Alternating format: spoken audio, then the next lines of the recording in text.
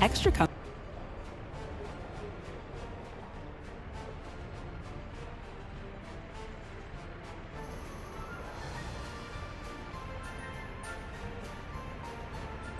That's but like if it's not directly hurting another person, then that thing should be allowed. And lots of people will argue for that. And that's kind of one of the arguments for the legalization of gambling and drugs. But I don't think that that's the right thing to do. Like, I don't think heroin should be legal. I think there are some drugs that we should criminalize, we should stigmatize, we should put people in jail for bringing it into the country, all that stuff. But I think that, like, the reason why I feel that way about heroin but not weed is because heroin's worse than weed. Meth is worse than weed. In some cases, like, alcohol might be worse than weed. It kills a lot of people. Alcohol-related deaths US per year. This is an astounding stat to me. 178,000 deaths. Ooh. Second thing, I think that the criminalization of weed has been a thing for my entire life and for many years before that, and I think that the impacts of that criminalization are bad. So there's like a historical component here, and I also think like that also leads into like there's an element of gambling that is about capitalist stuff that's like preying on your hopes and dreams and selling you a hope and a dream and delivering for you, in many cases, destitution. And that's like a moral argument almost. Like there's a moral like wrongness. And also you have to like make the case that there is a good element. Like, what's the good that comes from both of these things? I feel like weed delivers more good in the way that like Coca-Cola does, you know? Like, I don't like drink a Coke and I'm like, I like this right now. And my life isn't any better tomorrow because I had a Coke. But like, I'm not gonna say don't sell Coke in America just because it messes with people's blood sugar, because I don't think that it delivers long-term benefit. Like, sometimes it's about hedonism. And I think that that's the same with gambling. There is a hedonic joy to the process of that risk. And I engage in kinds of gambling that just aren't monetary, right? Like, I go out on the internet and I say shit, you know? That actually might come from a similar place as a gambler, that like, I just am sensation seeking and I want to like risk something. I want to do a risk right now. And so that's just, you know, it's a kind of value, even if it's not like a pro-social value. But there is both like a worse component, like the outcomes are worse, and like the delivery of the actual feeling is better. But I'm not a gambler. I hate gambling. And so of course I feel that way, that like the fun part of gambling has to be worse than the fun part of weed. I just want to be clear. I don't smoke weed. I will occasionally do an edible, sometimes for fun and sometimes for sleep. And I like recognize I'm actually like, I can feel being duller the next day. So I do not encourage chronic use of weed. And I think that's one of the big problems with both weed and gambling, is that almost everyone who does it is a light user of both of those things, and it does not impact their lives in a significant way.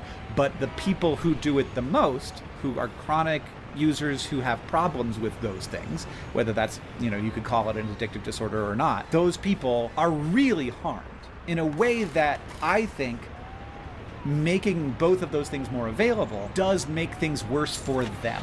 And I want to be clear here that like, I do feel like it is proper in some circumstances for some of my rights to be taken away to help people who have a different response than I do to things. For example, I think that it's okay to make gambling harder to do, even though it doesn't hurt me, and even though I might enjoy it, even though someone else might enjoy it. I think that it is okay to limit my access to it to protect someone who is not me. So these are the 4 that I sort of came up with on my own, but then I went on Blue Sky and I said, I'm trying to figure something out.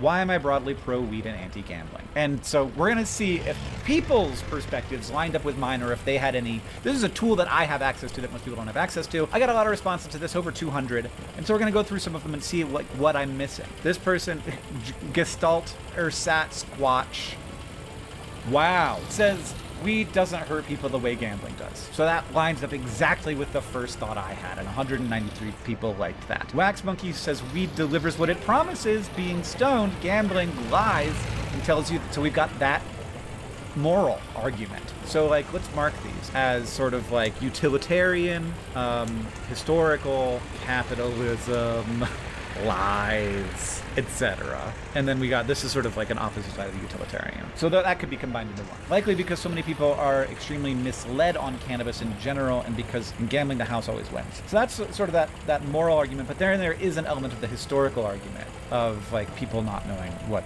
is going on. We got utilitarian.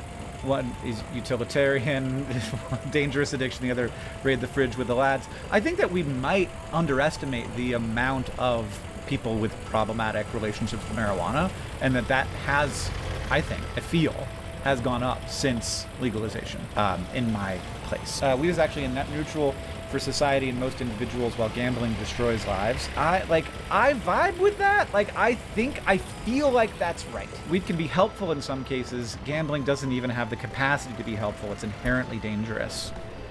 Are there positives to gambling? I have no idea. What positives to gambling would be? An increase in tax revenues and tourism, as well as positive impact on the local economy. Yeah, so fucking garbage reason. Let me do something else. Let's real quick. Let's make a Google form. Just a quick survey here. Do you smoke weed? Yes, no, maybe.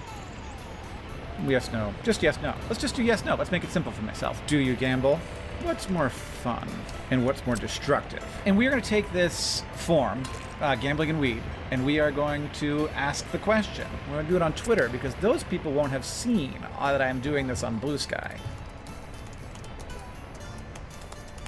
Can you fill out a quick survey for me on cannabis and gambling? Post. And we're going to go back to that after we read some more of these. Well, hey, all right. I know that I'm wearing a Christmas sweater and Christmas is over, but here's the situation. We're doing a new thing at Good.Store. You might have heard about this. We are doing underwear. They're very nice. I'm wearing them right now, but I'm going to show you my underwear. I think that we did a very good job with it. It's made from modal. It's got a nice waistband. Modal is like a kind of fabric. Let me see. Let me read what modal is. Modal is a semi-synthetic fabric made from beech tree pulp. It's like more soft and more environmental is the idea.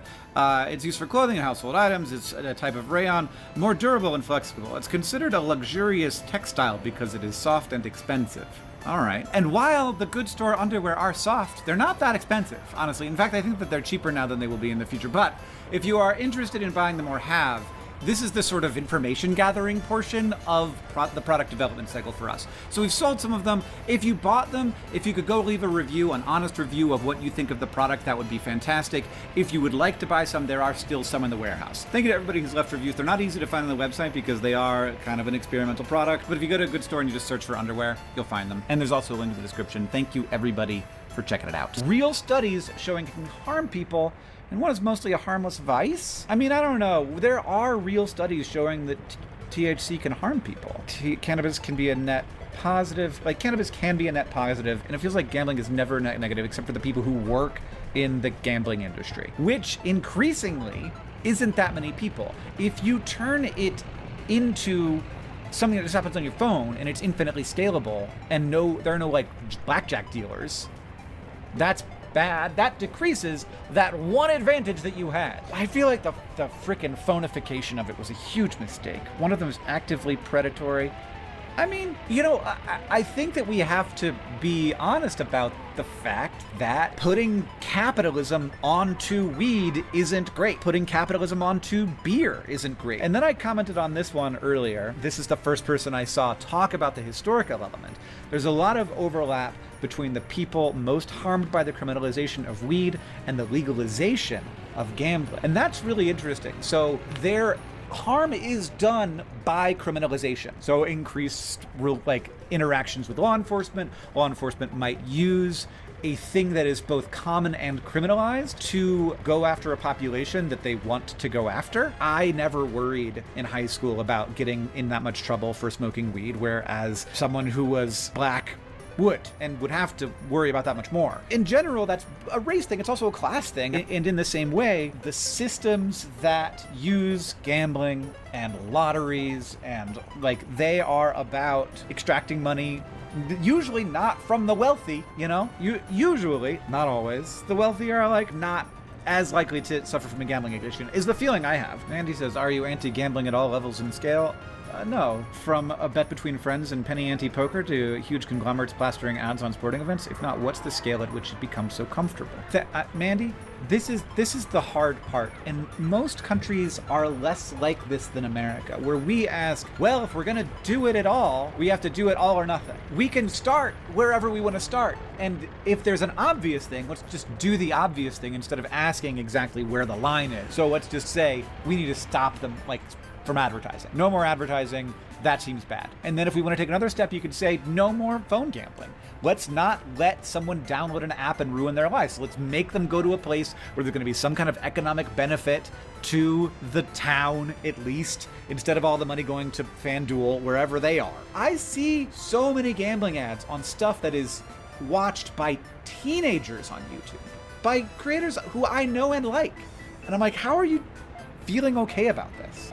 This is funny. One does no harm when legalized. The other destroys minds, bodies, and lives. I just don't think that's true. I think that they both do harm to some people. In my head, gambling is clearly a form of exploitation, whereas weed is an actual product. I do rather like this argument that is just a moral one. It's like, this feels wrong. It feels, I think that is where a lot of my opinion on this actually comes from. Of course, like, the moral argument is going to be subjective, but I am interested, now that we've given it some time, to check out how my poll went. I'm not surprised to see that far fewer of my audience gambles than smokes weed, and I'm a little bit surprised by how many people think that gambling is fun, especially considering that how many of them smoke weed, but I'm also not surprised that is very interesting how many people feel like gambling is more destructive, but there are some people who think that cannabis is more destructive, like it's there on the list. And we can sort that, and we can actually get just the people who said they don't use cannabis and they do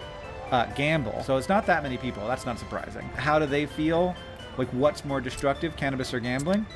I mean, they all say gambling. So I think that this is interesting. These are the people who gamble and don't smoke weed, and they think what's more fun? Gambling. Obviously, they all think gambling is more fun, but they all identify gambling as more destructive. So I know that I'm not doing real science here, but like, I'm doing a survey of a particular group of people, and the ones who don't smoke and do gamble think that gambling is more destructive. I'm actually surprised. And then the ones that do both are mixed on whether cannabis or gambling is more fun, but they mostly all think gambling is more destructive. And then there's gonna be the people who do neither, and they mostly think that gambling is more destructive. Now, this is a vibe that a lot of people have, and that's valuable, but you could do the research, and like actually trying to figure out how to do the research would be hard. So I'm not comfortable in my little doc here saying, am I right about the utilitarian thing? I'm comfortable saying probably. The people who gamble and don't smoke weed say that gambling is more destructive. So that feels like a probably to me. But I'm sure that people who've done a bunch of research on this, and there are experts you could talk to who would answer this question. Because I think we might be being like informed by the historical context there of the amount of time we've spent with cannabis prohibitions and the impacts that they have had. Speaking of, am I right about historical stuff? I mean, yeah, I am. I think that a lot of harm was done by cannabis criminalization. I think that harm is done by its legalization. I just think that the harm done by criminalization was worse.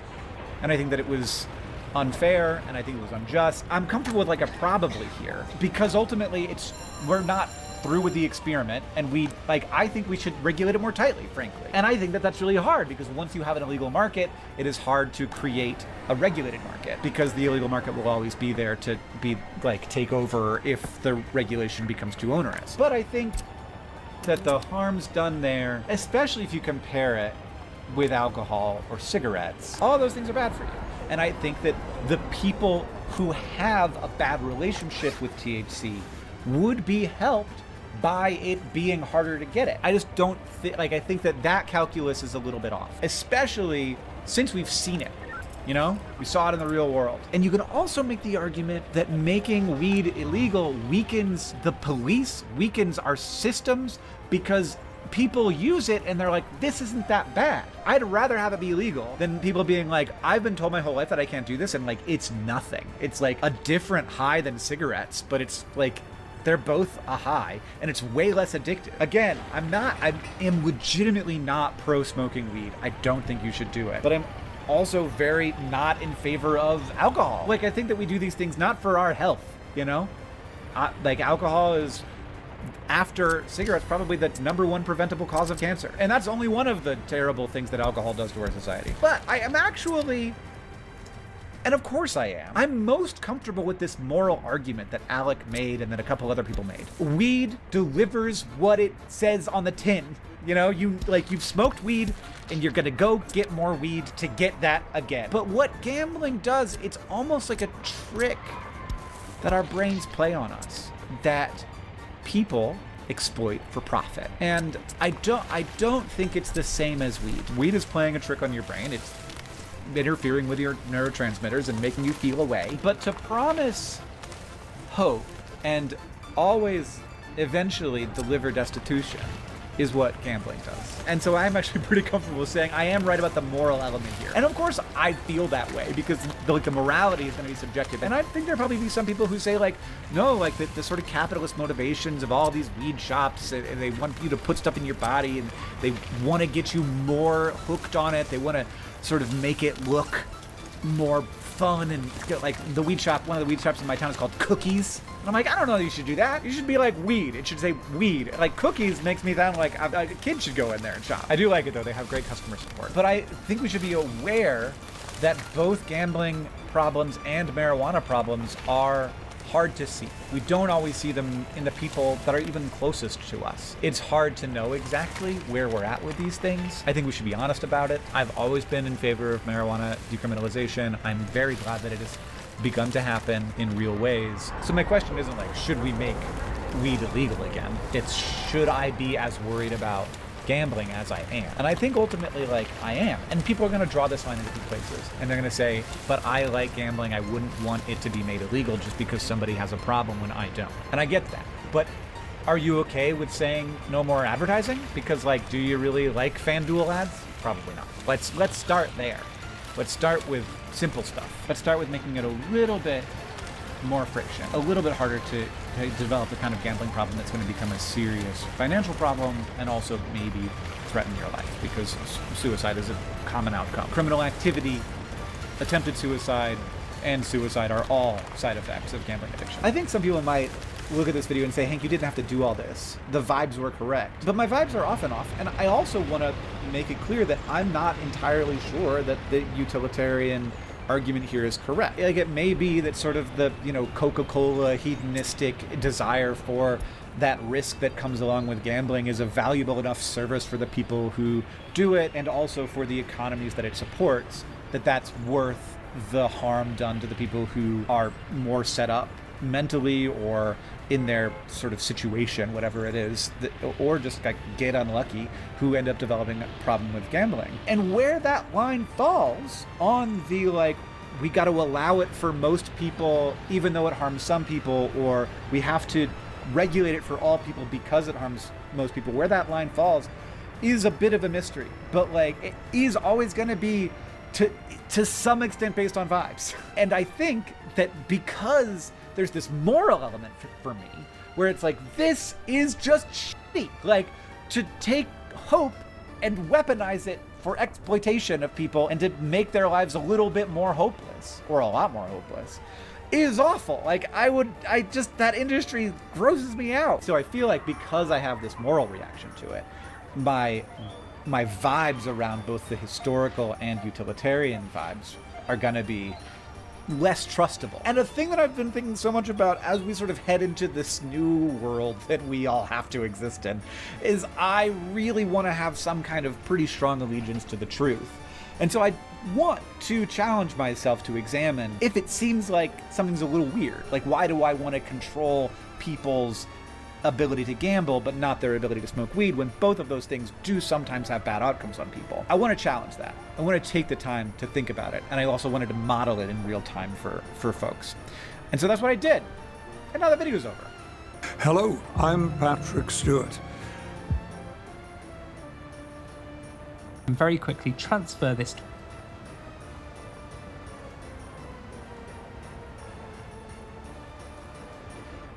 If it's societally destructive,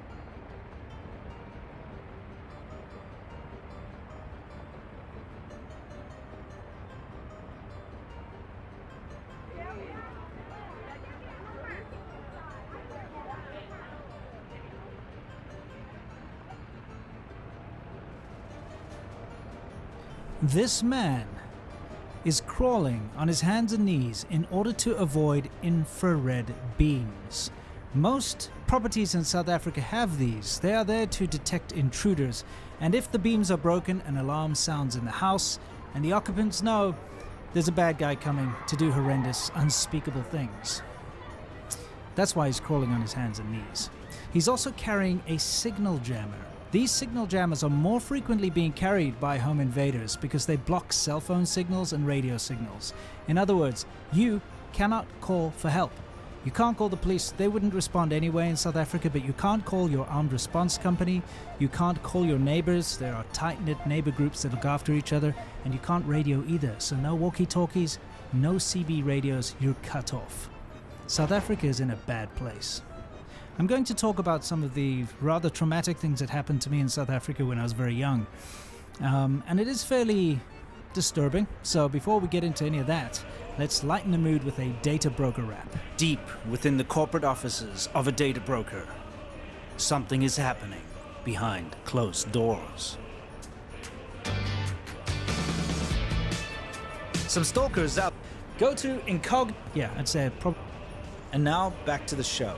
So when I was just about 13, I'd say I probably just turned 13, 12, almost 13, I went on a summer camp.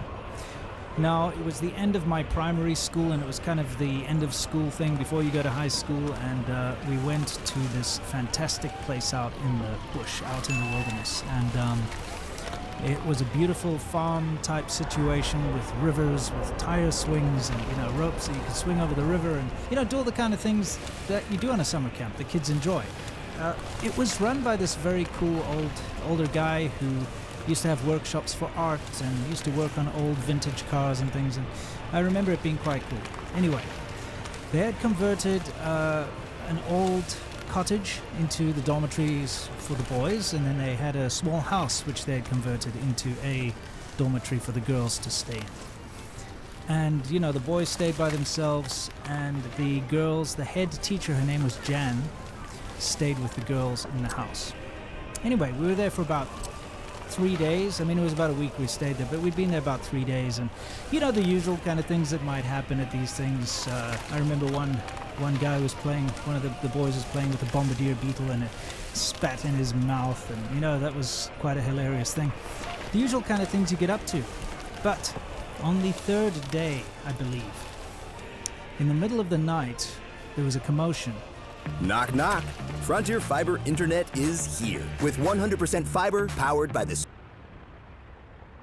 Woken up, and what had happened was a man had snuck into the girls' dormitory, that house, and held the teacher at knife point and demanded that she take off all her clothes. And, well, I don't need to get into the details here, but it was an incredibly traumatic experience for all the young girls. Remember, 11, 12, 13 years old. And, the head teacher, Jan, she was an incredibly strong woman. And she talked him down and made sure that he didn't hurt any of the girls, any of the children, and that he didn't stab her. And while she was keeping him occupied, one of the girls managed to sneak out and call the owner of the property, who got his gun and ran and chased the guy off. Unfortunately, he got away. And, it wasn't got to have been a year, only about a year and a half prior to that, when I first moved up to Johannesburg. I moved into a school. It was the first co-ed school I'd ever moved into or ever gone to, because when I was in Cape Town, I went to all boys schools. The kind of place where you wear a blazer and a tie. It's probably where I get it from. But now I moved into a co-ed school where there were girls and boys mixed. This was also the beginning of big changes in South Africa. And this was the first school where we were getting, integration with, black students and white students were now together. Prior to that, it was always separate. Anyway, a lot of changes happening. But the biggest thing that happened there that I remember that made the biggest impression on me, and, I guess in a way it was quite traumatic, is one morning we used to have assembly where you get together in the big hall and, the principal gets up there and says a couple words and the kids sing songs, that kind of thing. And on the way to assembly, I saw in the teacher's office one of the girls sobbing and absolutely distraught and in a terrible state. And it turned out, we were all told later, that she'd actually been on the way to school. Now, there was an empty space outside the school. We call it the Bushveld. You know, it's got trees and shrubs and that kind of thing. And kids used to walk to school. There were paths that they would walk to school, sometimes ride their bikes, things like that. And she had walked along one of these paths in the morning and unfortunately run into a dreadful, terrible incident. And I mean, this was really horrible. She must have been 11 and a half years old, you know? And I mean, I've been thinking about some of the things that have happened to me, especially at a younger age in South Africa, some of the things that I was exposed to. These being just two, and they're about a year and a half apart.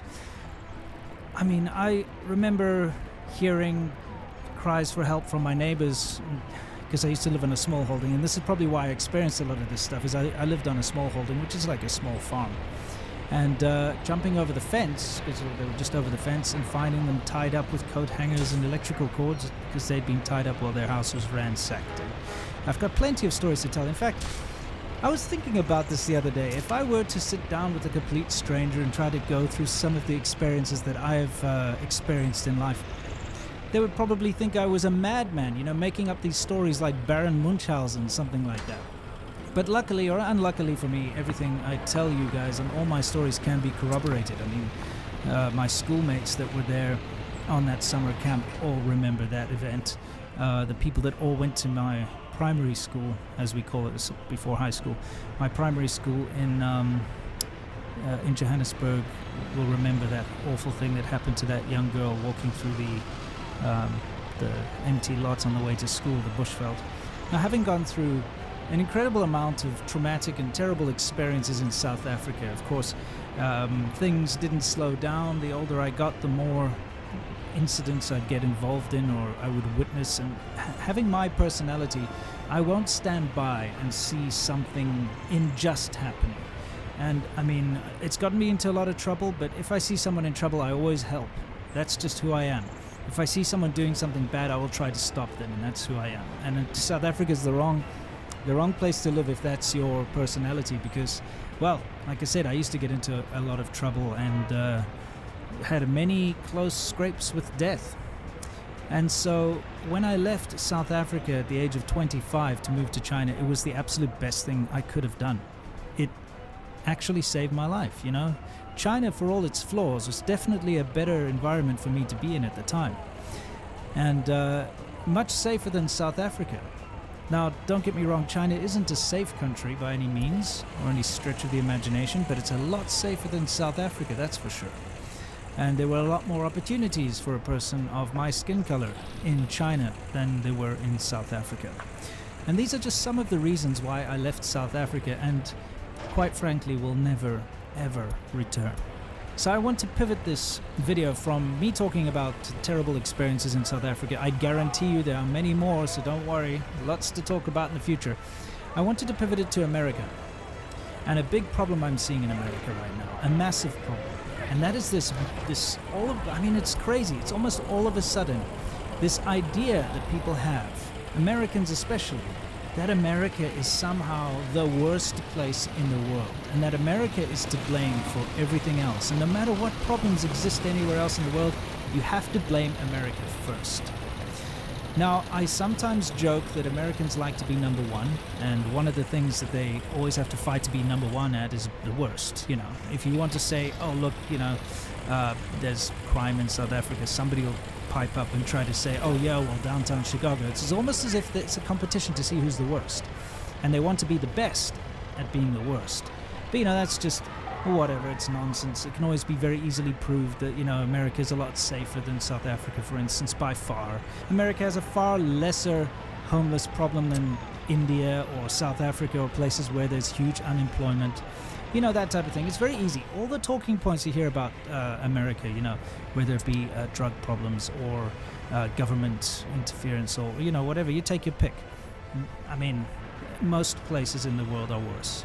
Trust me, I lived in the developing world. I grew up in South Africa, which is a third world country. Then I moved to China, where although my situation improved in some aspects, it vastly degraded in others. Not having the freedom of speech, not being able to criticize the government, for instance, or criticize anything really publicly without any major backlash, is something that I know most Americans wouldn't be able to deal with, since criticizing the government is a national hobby in America. What I'm saying is it's getting dangerous, because criticizing a country and criticizing a society is something that people should do.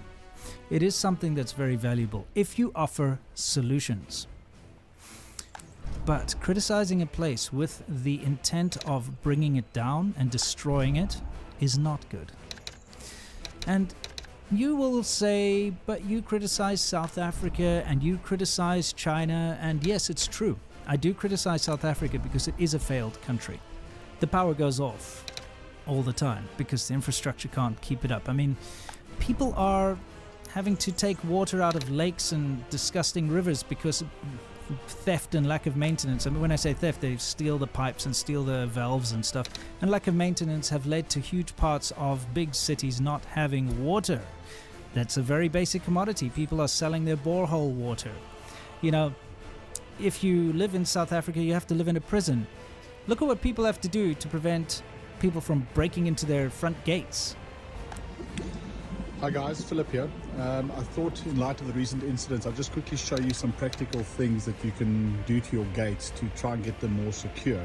The last two incidents involved people removing gates off of rails. So you want to make sure that you have anti-lift brackets installed on your gate. We've got on both sides, so make sure that you have these in. That stops people from lifting the gate off of the rail at the bottom. The other thing you want to ensure is that the gaps at your gate are very small, because what the guys do is they stick a crowbar through the bottom there and they break this here off of the gate, which is your rail. You want to have a cover over that so that you can't stick something in there, so that it's quite tight. You see the rail can't then come off. Make sure that you have a bracket on this side that stops people from sticking their hands through and pulling the gate forward or fiddling with your gate motor. And then make sure you have a bracket on your gate, that your gate motor doesn't get overridden or stolen. And then the last thing is make sure that you have one of these gate guardians installed. It's a radio linked trigger that links up with your alarm system, so if your gate stands open it will trigger a panic alarm. And then lock your gate if you can as well. It's a pity that we have to live this way, but we have to look after ourselves, so make sure you guys stay safe. So yes, I criticize South Africa, and the reasoning behind criticizing South Africa is, number one, it is failed.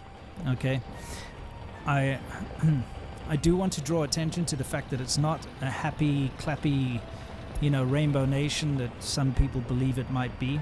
And pointing out South Africa's flaws is very valuable to anyone who decides to go there. See, I would never recommend anyone visit South Africa personally.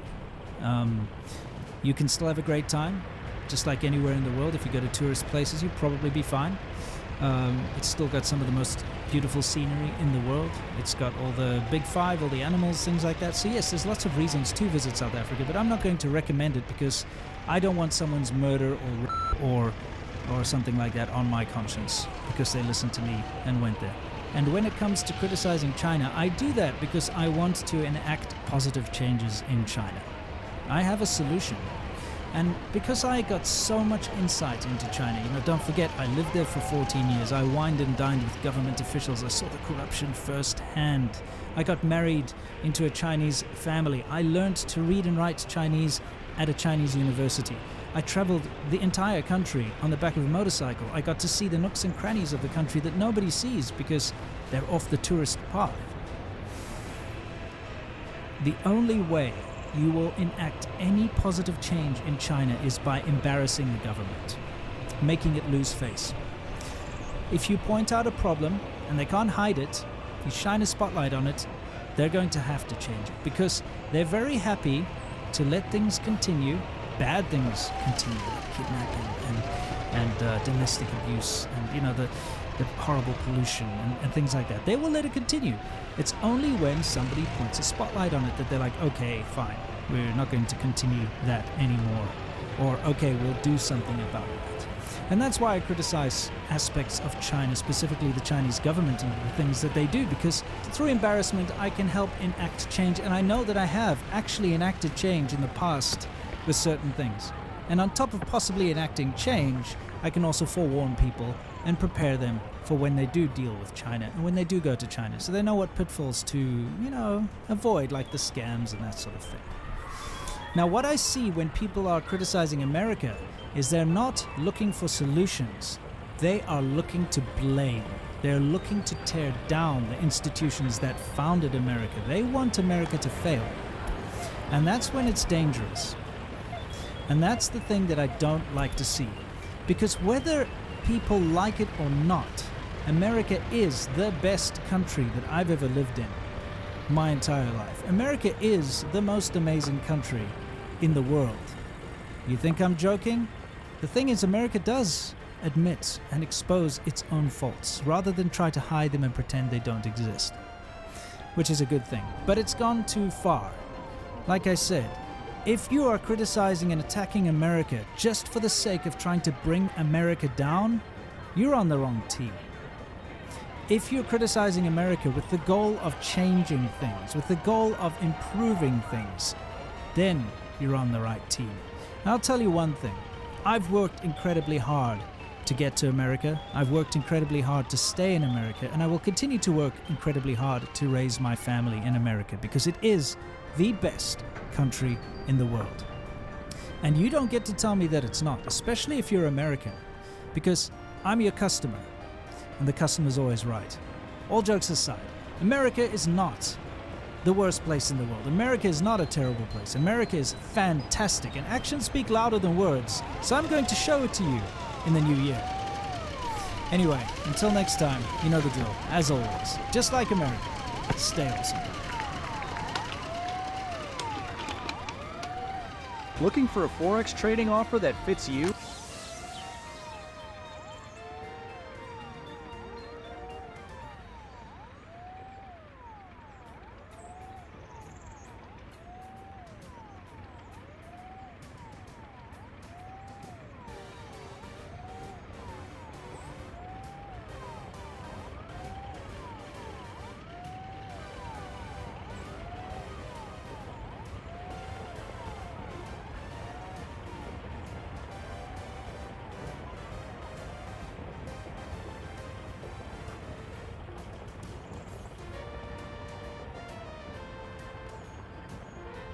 Fascinating releases of 2024. Like, did you know that this was actually the 10th highest selling game of the year in the United States? It's up there with FIFA and Madden. To think that a revival of a niche IP like this would sell so well is really surprising, and honestly, I can't really explain how it achieved that level of success, except to say that Dragon's Dogma 1 fans were really loud about this one, and they successfully managed to get everyone else excited. It's somewhat ironic then that the OG Dragon's Dogma fans were probably the most disappointed with Dragon's Dogma 2. Many of them were disappointed by how similar it felt to the first game, and given how much potential the original game had, fans felt frustrated that much of that potential remained unrealized. But for people like me who hadn't played Dragon's Dogma, I fucking loved this. I loved how weirdly stripped back it was, how much it eschewed the modern open world game design techniques that came to dominate these past two console generations. Dragon's Dogma 2 felt like a sliding doors experience, where we got to see how open world games might have developed had Japanese publishers held the initiative on this genre rather than Western developers. For me though, I'm just a sucker for any game that perfectly captures the spirit of a journey.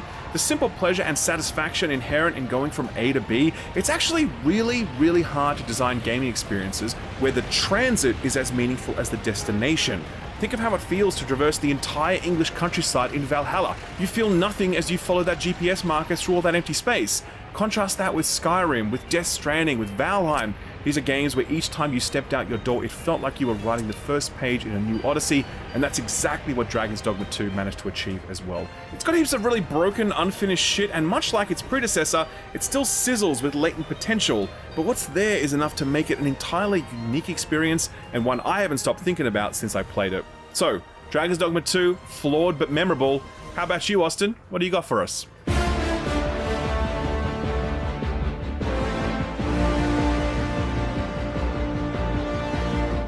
Helldivers 2. Man, the moment I extracted from my first mission, I immediately knew this thing was going to take the world by storm. And boy, did it. It completely took over all social media in the weeks following and still maintains a very strong community.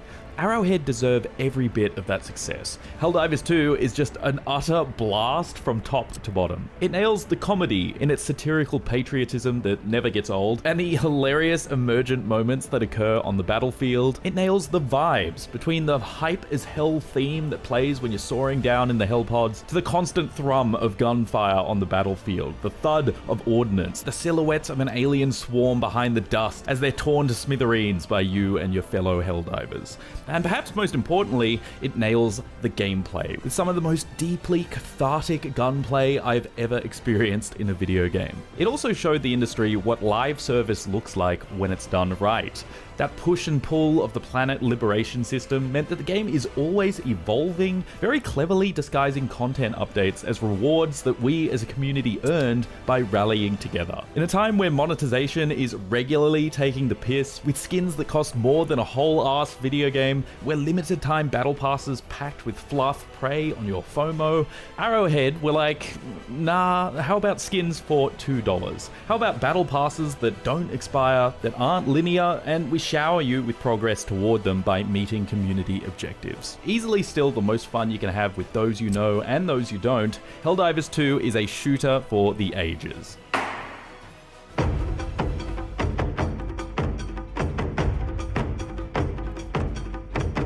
I talk a lot about what the bigger publishers get up to, and they pull a lot of bullshit, but one of the things that disappoints me the most is their unwillingness to invest in smaller projects. This year, Take-Two sold their Private Division label after shuttering Roll7, the studio that delivered both Ollie Ollie World and Rollerdrome inside of a 15-month period. Explaining that decision, CEO Strauss Zelnick said, quote, "Those projects were smaller. We're in the business of making great big hits," end quote. What a fucking asshole thing to say. It stirs my heart then to see Capcom's recent renaissance, delivering an incredible quality bar for their mainline titles like Devil May Cry, Street Fighter, Monster Hunter, and Resident Evil, and then redirecting at least some of that money to smaller stuff like Kunitsugami Path of the Goddess. When I first saw this, I thought it was some sort of character action game like Devil May Cry but with yokai. It wasn't until I played it that I learned it was actually a tower defense game of sorts, one that is so elegantly designed that it fuses both action and strategy seamlessly, sidestepping every pitfall that emerges when you try to fuse those two genres. Elegant really is the perfect word to describe every aspect of Kunitsugami. Its graduated difficulty curve feels so inviting and effortless. The moveset of its main character is based on a traditional form of Japanese dance, making it so graceful. Its character progression asks you to collect and arrange things like artwork and traditional garb. It even has a sweet model viewer in there, allowing you to see close-ups of a number of traditional Japanese desserts. Just for no reason at all, by the way, just because it's nice. That's not quite true. The truth is, everything in Kunitsugami Path of the Goddess is there for one of two reasons: to either make it a great game or to celebrate Japanese culture. The game never loses sight of these two objectives, and it never fails to deliver on them. It feels like such a passion project, further evidenced by the fact that Capcom actually commissioned a real kabuki theater production based on the events of the game. It's so earnest and thoughtful, and as much as I love Capcom for all their big stuff, I love them just as much for little stuff like this. Speaking of little stuff, I think you'll like what Stu's got for you next. Take it away, Stu.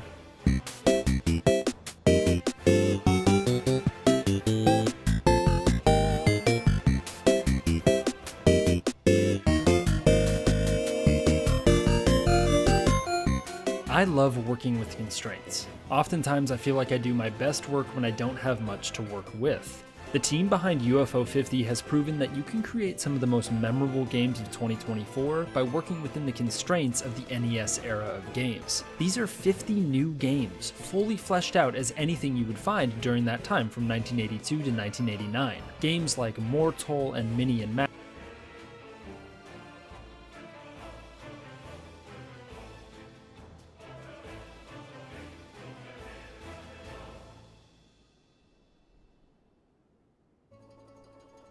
Mention the one that Grogan and Dove is driving that is the closest to the Monte Carlo, but then second behind Grogan and Dove is a car with Hanton and Morellis in it, and then behind them is a car with Agent Manazzi in it. So the three FBI vehicles are tailing the Monte Carlo, and it's not really sure what Maddox and Platt were thinking at this time. Maybe they saw the cop car and were just calling off the robbery for the day, or maybe they were driving to another bank, who knows. But eventually, the Monte Carlo starts to make its way into less and less crowded roadways until 3 pristine vehicles following them at every turn starts to become suspicious. At some point, it seems that Platt and Maddox caught on to this because they start performing nonsensical maneuvers to see if the 3 cars are still following them. Have you ever heard the saying that if you ever think you're being followed, just make 3 right turns and see if the car's still following you? Because if you make 3 right turns, you're going the opposite of the direction you were originally heading, right? So the Monte Carlo does that. It makes 3 right turns, and the FBI agents, knowing that they look suspicious, can't bear to let the car get away. Because think about it, right? They don't know anything about who the unknown bandits are in the Monte Carlo. They don't know their names, they don't have any data about them. They just know that they're willing to kill a lot of people, and that is definitely them in the car. So even if you look suspicious, even if you give yourself away, you can't afford to let these guys get away because who knows who they'll kill again.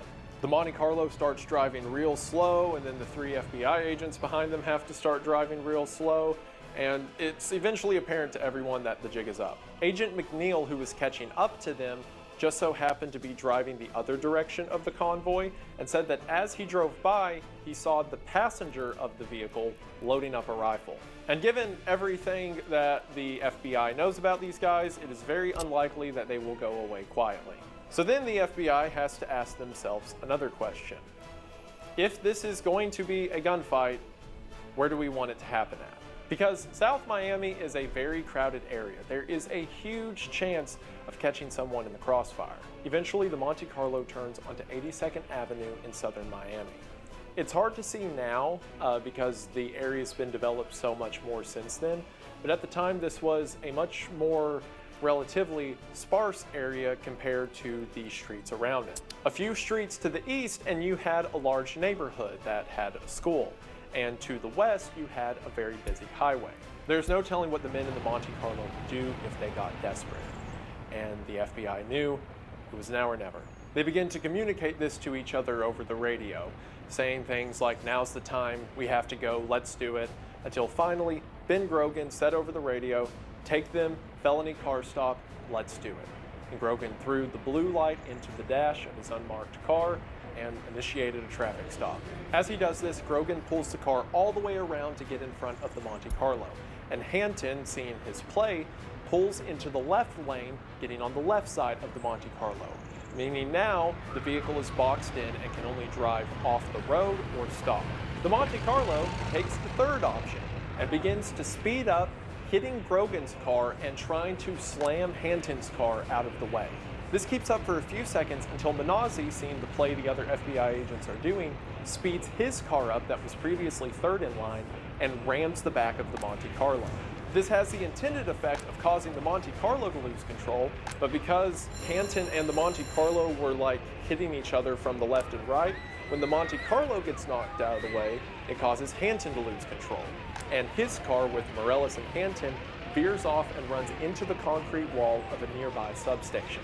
The Monte Carlo completely loses control and gets turned all the way around, now facing the north direction, the direction that the FBI and the Monte Carlo had previously come from.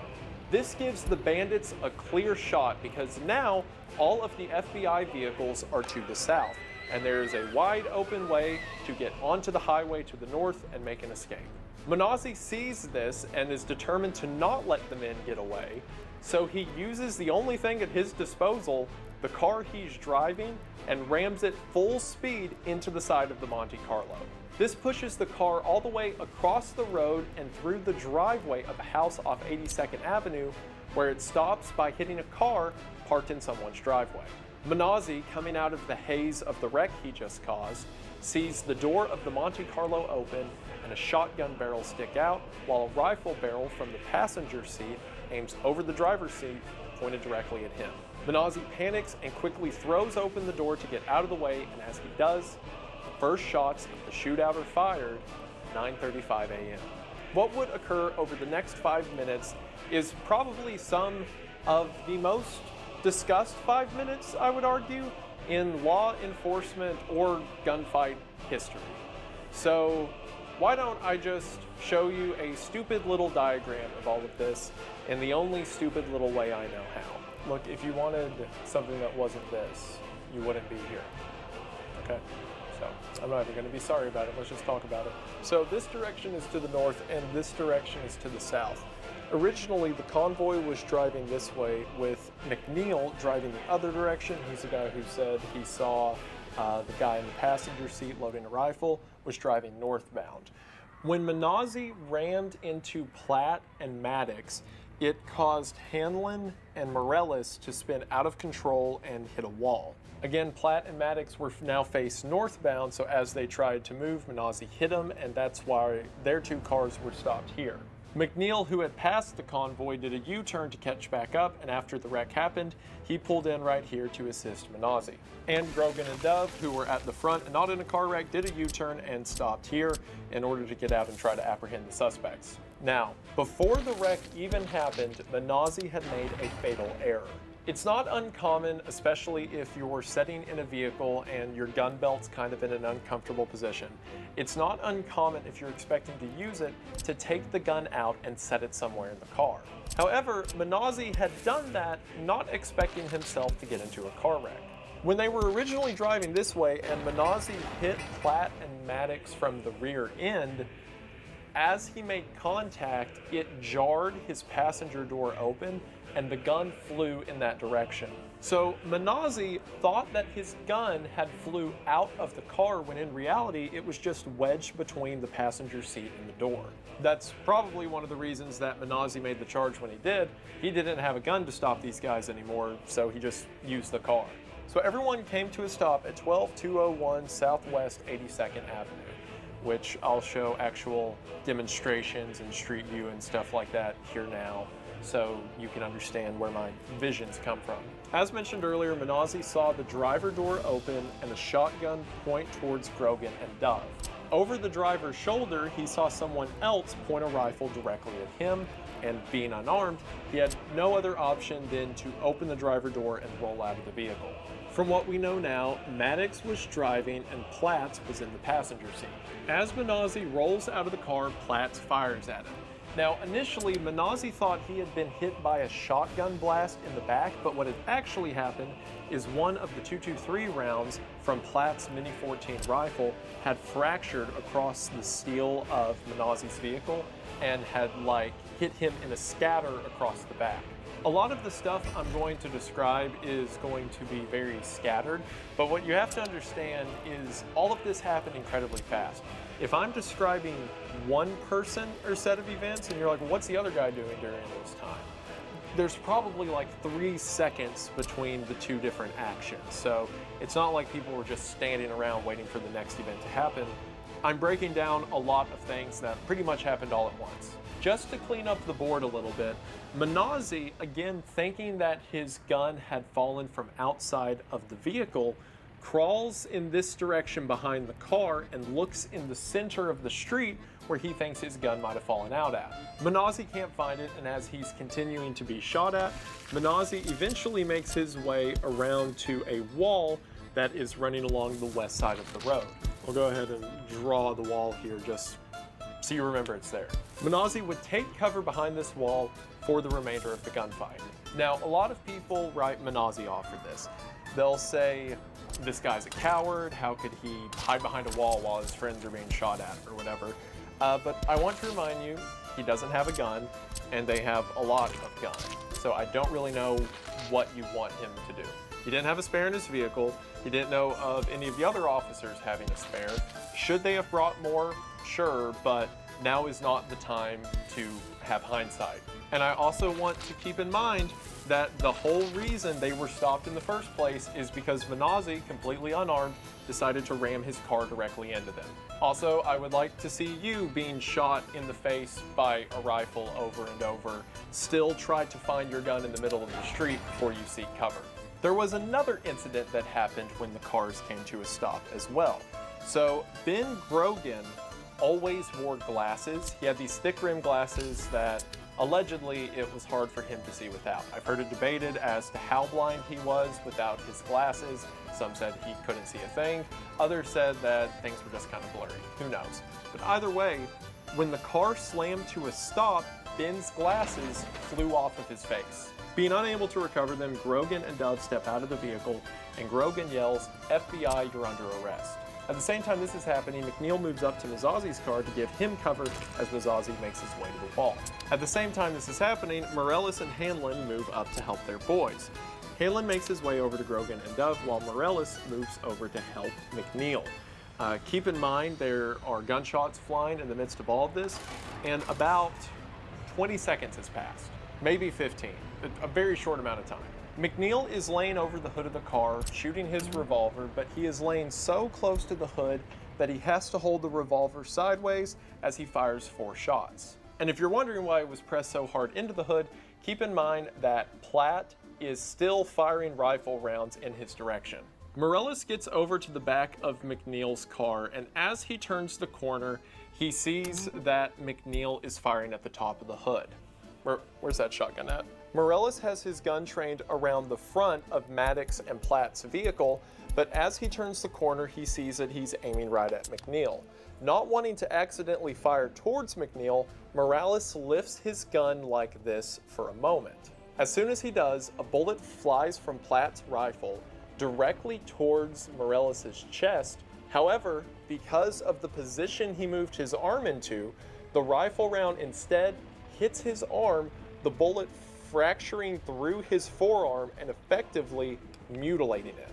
Morellis thinks that he has run into the back of McNeil's truck because he's so hyped up and amped up from being in a gunfight that he's just running and then something stops him all at once, not realizing he's been shot. It wasn't until he fell to the ground and looked at his arm, something he would describe as a mangled piece of roadkill that he didn't even recognize as himself.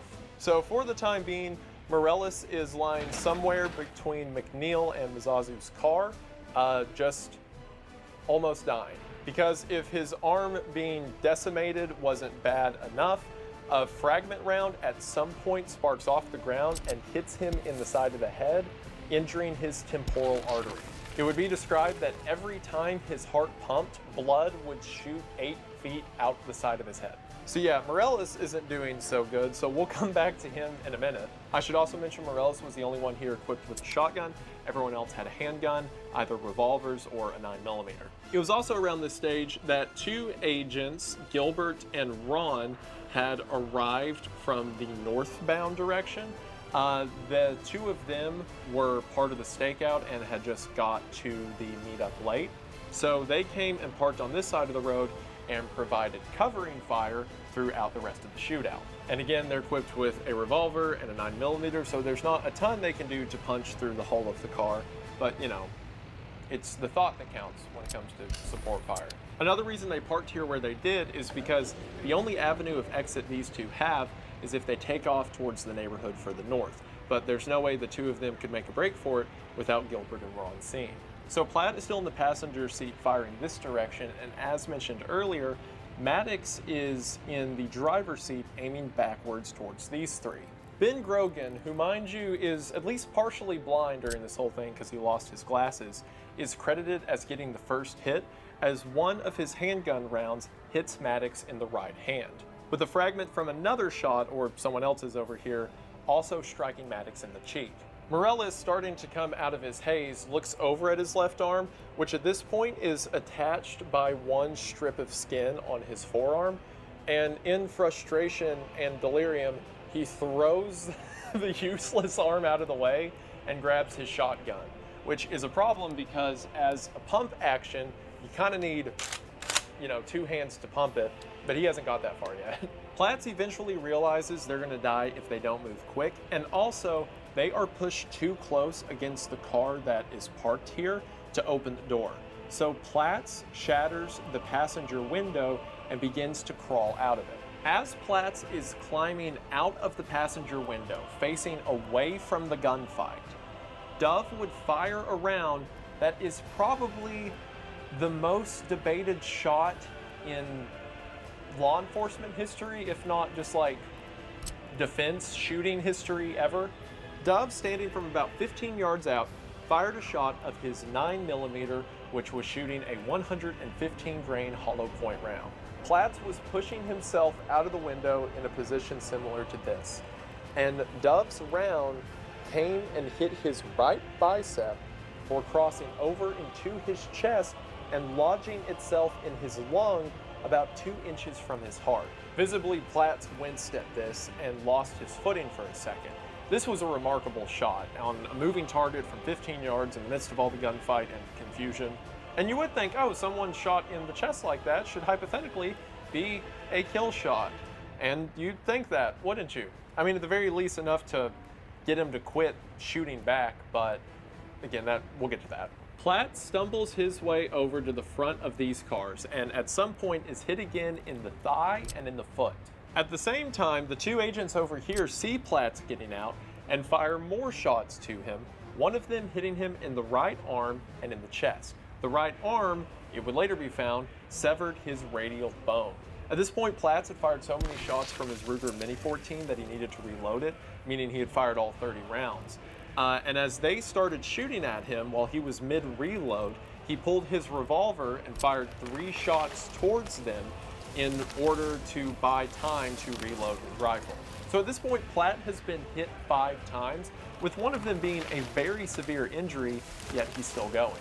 We don't know when this happened because Maddox kind of disappears from the fight for a while, but at some point, Maddox followed Platt's idea, realizing that was the only way out of the car, and Maddox crawled out of the car as well. For now, we'll just assume that he's hunkered down in here somewhere. At some point a little earlier in the fight, when McNeil was firing his revolver sideways over the foot of the car, one of Platt's rounds struck him between the pointer and middle finger. The rifle round ripped through the top of his hand, and for anyone else, this would mean losing your gun. But according to Morales, McNeil was shot, jerked his hand back, looked at his hand for a second, and then switched over to his left hand as he attempted to reload and keep shooting. It's at this point McNeil realizes he can't be useful trying to operate his revolver just left-handed because, you know, reloads like that are kind of difficult. So he begins to make his way back to his car to get a shotgun out of the back. As McNeil makes his way over to his car, he is shot by Platt, and the round goes into his lung and damages his spine. McNeil falls to the ground, temporarily paralyzed, and for the rest of the gunfight, he would lay there in the street. Dove, to get more cover, because there's not a ton of cover on the right side of this vehicle, you know, in line with them, Dove moves over to the left side of the vehicle where Grogan is. Hamlin said he never saw Dove move around the back of the car, and because it's not really realistic for him to move around the front of the car, Dove probably crawled through the car itself to get over to the left-hand side. Around the same time that McNeil was hit, Platt would fire a couple rounds that seriously injured Dove and Grogan. Dove especially, who was shot in the hip, was unable to move for the rest of the gunfight. There's another factor happening here that isn't really accounted for yet. So in the midst of the smoke from the cars colliding with each other and all of the gun smoke that is now floating up in the air, plus the fact that they are facing the east in the morning, so the sun is rising over here, all of the agents on this side, particularly the 2 that are providing support fire from up here, can't see anything. They can make out Platts when he moved around to the front of the car, but for all of this angle, it was a very sunny day in Miami. It's just like a blaze of orange, and what they can see is gun smoke. So at some point, these 2 lose sight of Platt, and they have no idea where he went.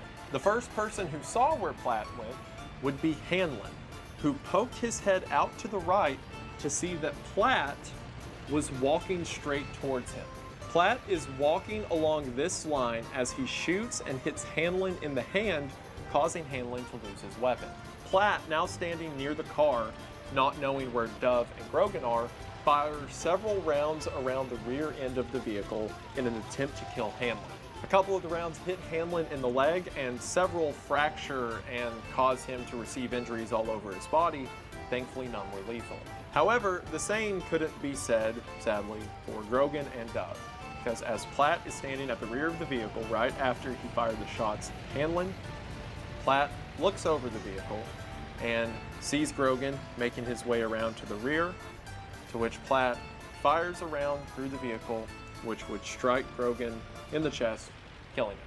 It was at this point that the two agents up here could see where Platt was now after, hearing the new gunfire and all, but they couldn't shoot because shooting would mean they're firing directly at Dove. So they just begin to scream and yell for Dove to turn around, that Platt's right there with them, but sadly, Dove is in no condition to respond. Not only has he been hit in the hip, but as the crime scene would later reveal, his gun had been shot as well. So, Platt, assuming Hanlon dead and knowing Grogan dead, moves all the way around to this side of the vehicle to find Dove facing the other direction, again thinking that they're still over here. And a lot of people will hear that and be like, oh, we couldn't hear the gunshot happen right here. Normally, like, stories from people in gunfights, they get zoned out, they can't really hear anything, they can't really gauge distance and stuff like that. It's not far-fetched to believe he wouldn't have realized Platt was standing over here, especially considering the condition he was in, having been shot in the hip, and when Platt moved around the vehicle, Dove was bent over his handgun, trying to take out the magazine to try to get the weapon operating, but again, the gun was shot, so it wasn't happening. So Platt moved behind Dove and shot him twice in the head, executed him. Another factor that happened in the midst of all this that also factored in as to why these two probably had trouble seeing where Platt was and all that is at least twice in the midst of this gunfight, two civilian vehicles just drove through. I'm not kidding. This doesn't really do it justice because, like, I'm making everything purposefully big so that you can see it on a diagram, but like, you can see in a picture how there was like excess road over to the left. In the middle of the gunfight with bullets flying, with people literally lying dead in the street, like they're no self-awareness, like, I have to get to work on time. Yeah, so that was happening. And probably partially contributed to the reason that they lost track of Platt in the midst of all this. To the left side of the vehicle where Grogan is. Hanlon said he never saw Dove move around the back of the car, and because it's not really realistic for him to move around the front of the car, Dove probably crawled through the car itself to get over to the left-hand side. Around the same time that McNeil was hit, Platt would fire a couple rounds that seriously injured Dove and Grogan. Dove especially, who was shot in the hip, was unable to move for the rest of the gunfight. There's another factor happening here that isn't really accounted for yet. So in the midst of the smoke from the cars colliding with each other and all of the gun smoke that is now floating up in the air, plus the fact that they are facing the east in the morning, so the sun is rising over here, all of the agents on this side, particularly the two that are providing support fire from up here, can't see anything. They can make out Platt's when he moved around to the front of the car, but for all of this angle, it was a very sunny day in Miami. It's just like a blaze of orange, and what they can see is gun smoke. So at some point, these two lose sight of Platt, and they have no idea where he went. The first person who saw where Platt went would be Hanlon, who poked his head out to the right to see that Platt was walking straight towards him. Platt is walking along this line as he shoots and hits Hanlon in the hand, causing Hanlon to lose his weapon. Platt, now standing near the car, not knowing where Dove and Grogan are, fires several rounds around the rear end of the vehicle in an attempt to kill Hanlon. A couple of the rounds hit Hanlon in the leg, and several fracture and cause him to receive injuries all over his body. Thankfully, none were lethal. However, the same couldn't be said, sadly, for Grogan and Dove, because as Platt is standing at the rear of the vehicle right after he fired the shots at Hanlon, Platt looks over the vehicle and sees Grogan making his way around to the rear, to which Platt fires a round through the vehicle, which would strike Grogan in the chest, killing him. It was at this point that the two agents up here could see where Platt was now after, hearing the new gunfire and all, but they couldn't shoot because shooting would mean they're firing directly at Dove. So they just begin to scream and yell for Dove to turn around, that Platt's right there with them. But sadly, Dove is in no condition to respond. Not only has he been hit in the hip, but as the crime scene would later reveal, his gun had been shot as well. So Platt, assuming Hanlon dead and knowing Grogan dead, moves all the way around to this side of the vehicle to find Dove facing the other direction, again thinking that they're still over here. And a lot of people will hear that and be like, oh, we couldn't hear the gunshot happen right here.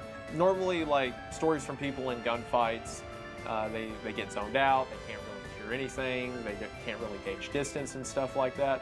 It's not far-fetched to believe he wouldn't have realized Platt was standing over here, especially considering the condition he was in, having been shot in the hip, and when Platt moved around the vehicle, Dove was bent over his handgun, trying to take out the magazine to try to get the weapon operating, but again, the gun was shot, so it wasn't happening. So Platt moved behind Dove and shot him twice in the head, executed him. Another factor that happened in the midst of all this that also factored in as to why these two probably had trouble seeing where Platt was and all that is at least twice in the midst of this gunfight, 2 civilian vehicles just drove through. I'm not kidding. This doesn't really do it justice because, like, I'm making everything purposefully big so that you can see it on a diagram, but like, you can see in a picture how there was like excess road over to the left. In the middle of the gunfight with bullets flying, with people literally lying dead in the street, like they're no self-awareness, like, I have to get to work on time. Yeah, so that was happening. And probably partially contributed to the reason that they lost track of Platt in the midst of all this. A couple minutes have passed now since the gunfight had started, and Morellis was starting to come to his senses. So at this point, Morellis was still over here kind of at the back of McNeil's vehicle, and he saw Platt standing over here in the midst of the carnage, and Morellis didn't know who was alive, who was dead. He just saw Platt and knew the score probably wasn't great for these guys. So Morellis took his shotgun and he laid it on the ground underneath McNeil's vehicle and fired it one-handed. And it turns out that the buckshot he fired out of the shotgun hit Platt in both of his feet. However, Platt, who has now been hit at least 7 times, if not 8 times at this point, flinches a little bit and just keeps walking. Morellis, to get a better view, crawls around more to the front of McNeil's vehicle and notices that not only is Platt at the car now, but Maddox is as well. And as a matter of fact, Maddox is sitting in the passenger seat of the car as Platt has moved to sit in the car himself. And Morales puts 2 and 2 together and figures out, oh, they're trying to drive away. Because think about it, Platt and Maddox can't run on foot, especially not when they're bleeding out and there's cops everywhere. This car's too far away, and they can't get to these cars because of these 2. So the only car that still has a way to get out is Ben Grogan's car. And even though Hanlon is still alive on the ground, he probably wouldn't be if Platt manages to start it up and back the car over. Be the only way he could get out of here. Morellis realizes that he has to do something. And even though he only has 1 hand and a 2-handed shotgun, he makes it work. Morellis lays up against the back of McNeil's vehicle and puts the buttstock of the gun between his legs, grabs the pump and racks it before switching to lay the shotgun over the back of McNeil's car, fires, and then repeats the process again, firing 5 rounds at the vehicle until the shotgun's empty. Now, while he was shooting out the window and it seems debris were hitting the 2 men, none of the buckshot rounds made enough contact to do any real damage. In response to this, Platt steps out of the vehicle and fires 3 shots at Morales. All of the rounds hit around Morales and some fragments make contact with him, but Platt doesn't land any direct hits. At the same time this is happening, a couple of off-duty police officers heard the commotion and show up to help. And one of them comes over to help out McNeil. And as they're dragging him away, they don't know who anyone is, and none of the FBI agents are wearing uniform because they were all plainclothes. So the guy dragging away McNeil asks if Morales is a good guy or a bad guy. And through the delirium, McNeil says he's a good guy. The reason that the agent dragging McNeil asked that is because Morales was having a one-man war. Now, the way Morales tells this is very foggy, like he didn't know what was going on, that he was kind of in a daze, couldn't see straight, was about to lose consciousness. Everyone else describes that Morales was on a warpath. He was laying next to the car, bleeding out of his head, literally shooting blood out of his head. His left arm looked completely gone, and he was screaming, swearing, saying, "I'm gonna kill you, I'm gonna rip you apart, I'm gonna tear you to pieces." And these guys still can't see what's going on. They just see Morales screaming. This off-duty cop shows up at the scene, has no idea who this crazy guy is shouting about killing people, but McNeil says he's cool, so they let it fly. Morales even mentioned later that if he had just looked over and saw two people who he didn't know were police officers carrying McNeil off, he probably would have shot them too. Morales says that in this moment, he realized he was going to die. He had lost so much blood that he was on the brink of passing out. He didn't know how bad the injury to his head was. For all he knew, his brains weren't falling out. So Morales knew that he was going to die. And in the last seconds of life that he had left, he decided that he is taking Platt and Maddox with him. This is perfect timing because at this point, Maddox has been hit in enough arteries that he is becoming very groggy and starting to come out of it. And despite all of Platt's rage and this murder tirade he went on, it seems he is getting a bit more sluggish as well. And especially because Platt thinks that he just took care of Morales, now's the perfect time. So Morales stands up, pulls his revolver, and aims a shot directly at Maddox. He fires, and it seems to be a miss. So Morales says to himself, "Oh, I just have to walk closer." So just in the open, he fires again, about 8 yards from the car. The shot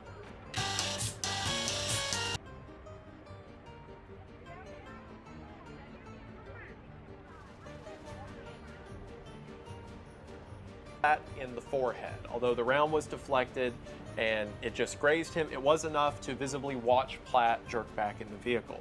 Morales keeps walking. The second shot hits Maddox in the face. Again, a deflection. So he walks and fires again. The next shot hits Maddox in the face. He walks and fires again. The next shot hit Maddox in the face, this one going through his skull, killing him. Finally, with one bullet left, he walks all the way up to the front of the car, leans his hand through the passenger window that's broken, puts the barrel square against Platt's chest, and fires. Force of the round instantly driving Platt to unconsciousness, to which he would be dead mere seconds later. Gilbert and Ron, seeing what had happened, run over to Morales, telling him that it's over, that he got it, and Morales, after all his years of FBI training, takes his revolver, puts it in his holster, and shuts the latch. In the midst of the gunfight, even Gilbert was hit by a fractured round, meaning Ron was the only person in this entire scenario who wasn't hit by gunfire. And according to the coroner's report, Maddox was hit at least 6 times and Platt was hit at least 12. Thankfully, McNeil's paralysis was only temporary. While he did suffer damage to his spine, he was able to walk again. Other than Dove and Grogan, all the FBI agents survived. And with the bullet that killed Platt and the symbolic holstering of Morales' revolver, the shootout ended at 9:40 a.m. after just 5 minutes. In those 5 minutes, direct estimates aren't known because of the helicopters that landed and all of the EMS crews that came in, but based on shell casings, anywhere from 140 to 150 rounds were fired. And considering that out of 10 people, 9 had to seek medical aid, the situation had a 90% casualty rate. It's easy to see why this is a situation that changed the FBI and law enforcement forever, and with good reason. With this, the murderous rage of Platt and Maddox finally came to an end, but it extracted a heavy toll as Grogan and Dove lay dead with it. Near the end of the shootout, there were hundreds of responders from EMS, fire, and police crews around the area, and as soon as it was declared safe, they immediately rushed in and began providing aid. Miraculously, Morales would actually not lose his left arm. It would take years of surgery and therapy to get there, but eventually he regained the use of his left arm. Because of his spinal damage, McNeil would suffer pretty persistent pain throughout the rest of his life, and quite tragically would die in 2004 of esophageal cancer. Quite tragically, he might have known about the cancer earlier had the spot the tumor developed in not been the same area that he was already experiencing back pain, so he didn't recognize it until it was too late. Tragically, the DMV inquiry that Grogan had made previously, if you'll remember when he had the agents drive around and collect the license plate numbers of various F-150 trucks, tragically, that report was waiting on his desk on the morning of April the 11th. And it turns out in that report that one of the license plates that Agent Hanlon had written down, just by coincidence, was Maddox's white Ford F-150. So who knows if that would have changed anything, right? Who knows if they would have found that picture and passed that along to Jose to confirm that this was their guy or not. Who knows if that would have changed anything, if it could have changed anything. But it might have. And it was tragic that Grogan would never make his way back to that desk again.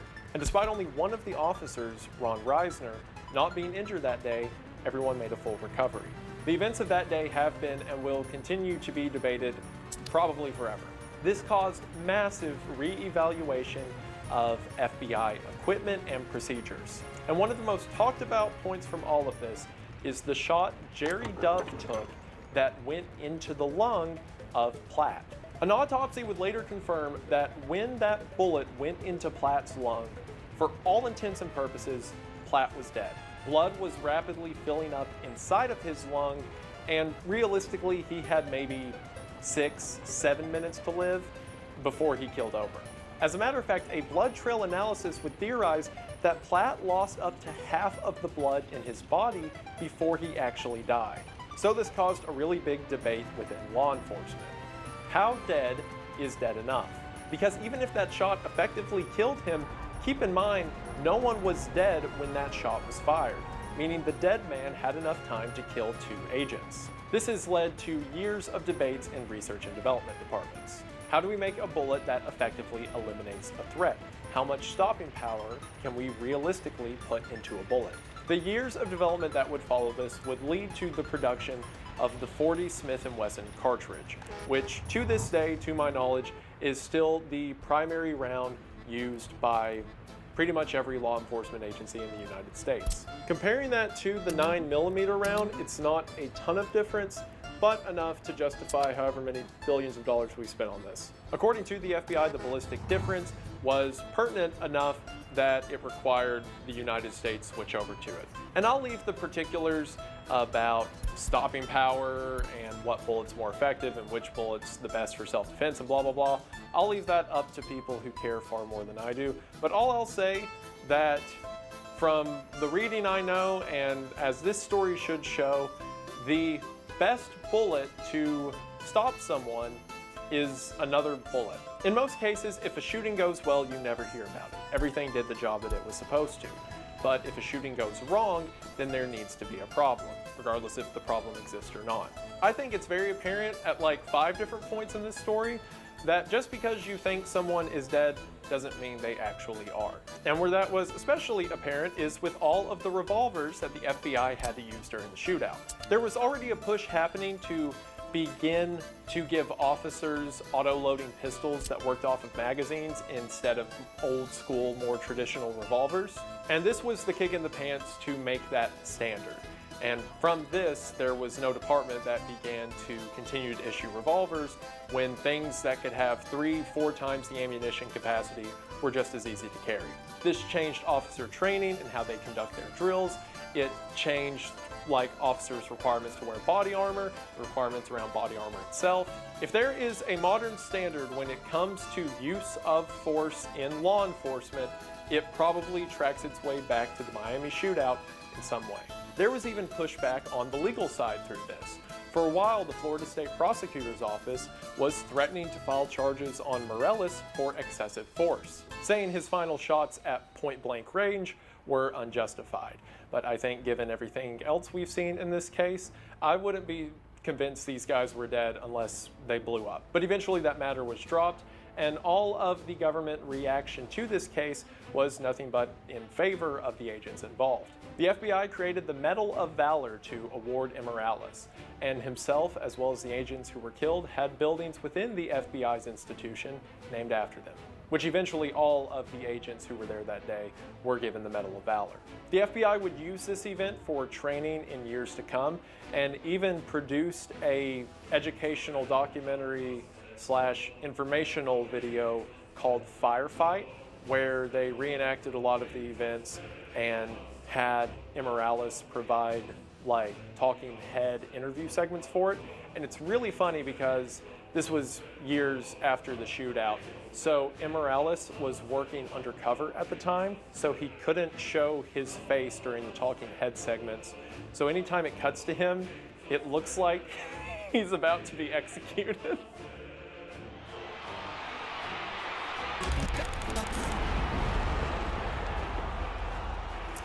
I Googled you today just to see what pops up. Did you not know who I was before? No.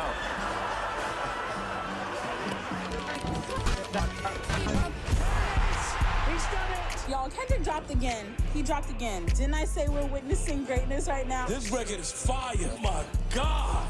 Shohei Ohtani starts the 50-50 club!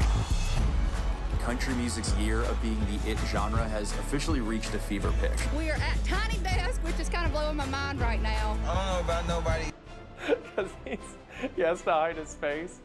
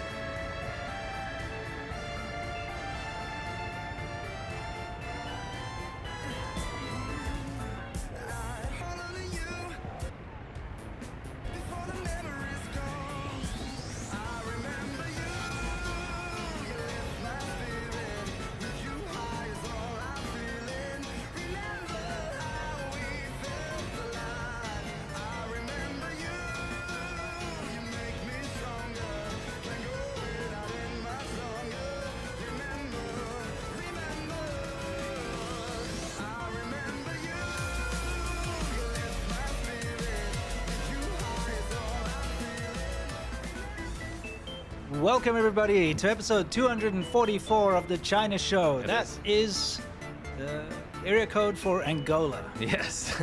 Lots of memories growing up with that. Fond ones? No, I got uncles who got shot, and the memories growing up.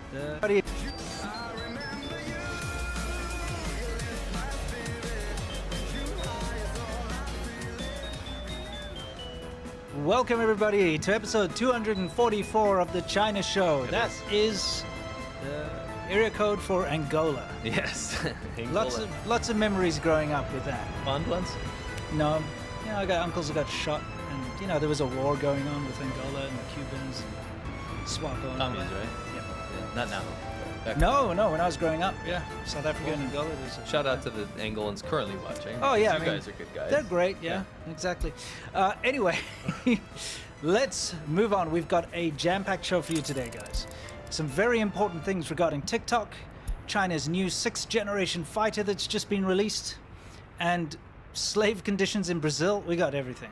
Yeah, I do want to say something real quick. Sure. If you are going to share the live stream right now with anyone, this would be the one to do, especially because this is a direct go-to video for anyone that's on the fence about the TikTok ban. Dude, yeah, the smoking gun. We've uncovered and tested something today that I don't think anyone else has been doing.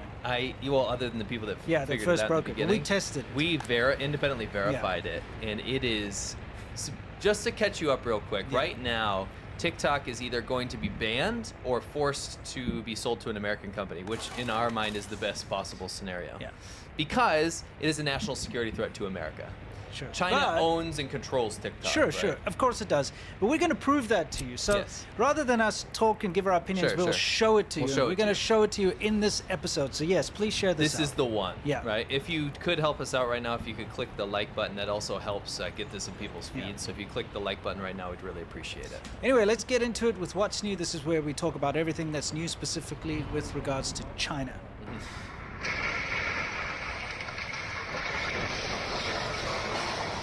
Can I ask you a question? Yeah. Is that a downtown Shanghai metro car smashing into a crane? That is correct. That's a very China scenario. You know, you see countless videos on YouTube about, oh, look at the Chinese subway system versus the New York subway system, and they'll show like the worst parts. Yeah. What you don't see are things like this. The fact that, I don't know, when did the New York subway system crash into a train last time? I mean, it might be a bit of a train wreck. A crane, you mean? A crane? A crane. I meant a crane. Either or, I meant a really. construction, like a big red construction crane. Okay. Clifford the Big Red Crane. Yeah. By the way, yeah, remember, this is Shanghai, China's most sophisticated city. Wow. Maybe clear that stuff up before you're running tens of thousands of people every day. Sure. Metro line. Pretty ridiculous. But you know, China's got it all figured out, guys, because they have a government that cares. Oh yeah. Unbelievable. Yeah. Look at this dystopia. Yeah, it's not fantastic. It's a country of concrete pillars and cranes. I mean, it is worth pointing. It is worth pointing that out to a certain degree because, you know, whenever you see anything about Shanghai specifically, you always see these beautiful night shots with all the. I'll turn the volume down. It's not important. Beautiful night shots with all the glistening lights, and you see the Bund, you know, and the Pearl TV station tower and all that kind of stuff, right? And people think that is Shanghai, but this is also Shanghai, where the metro trains crash into cranes, and you've got like rust runoff on the concrete, and well, let's see. This beautiful scenery. Look outside. Isn't that a wonderful? Sky don't lie.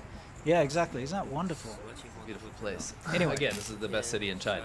I can unequivocally say this is the best city in China. You're right. Look at it. You're right. Yeah. Shanghai is where the majority of foreigners live. Yeah. Beijing too, but mostly Shanghai. It's also the most international, most sophisticated city in China. Yeah. And it's one of the only 2 cities that have a stock exchange. Yep.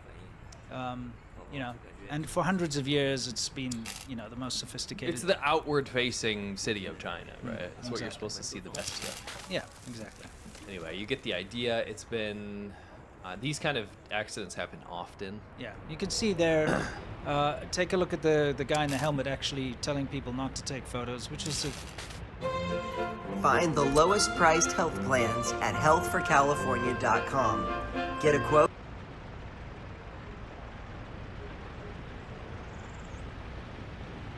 Yeah.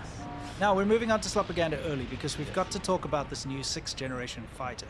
But before we do, something very important. Put up the volume over here. Okay, because this coincides. Here we are.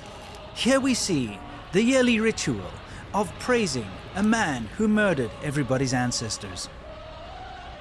While tens of millions of Chinese people lay dead from starvation and famine, struggle sessions and who knows what else, the ancestors still come to revere this horrific monster.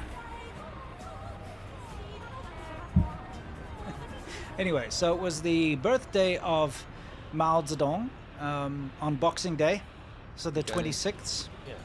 The guy that didn't brush his teeth.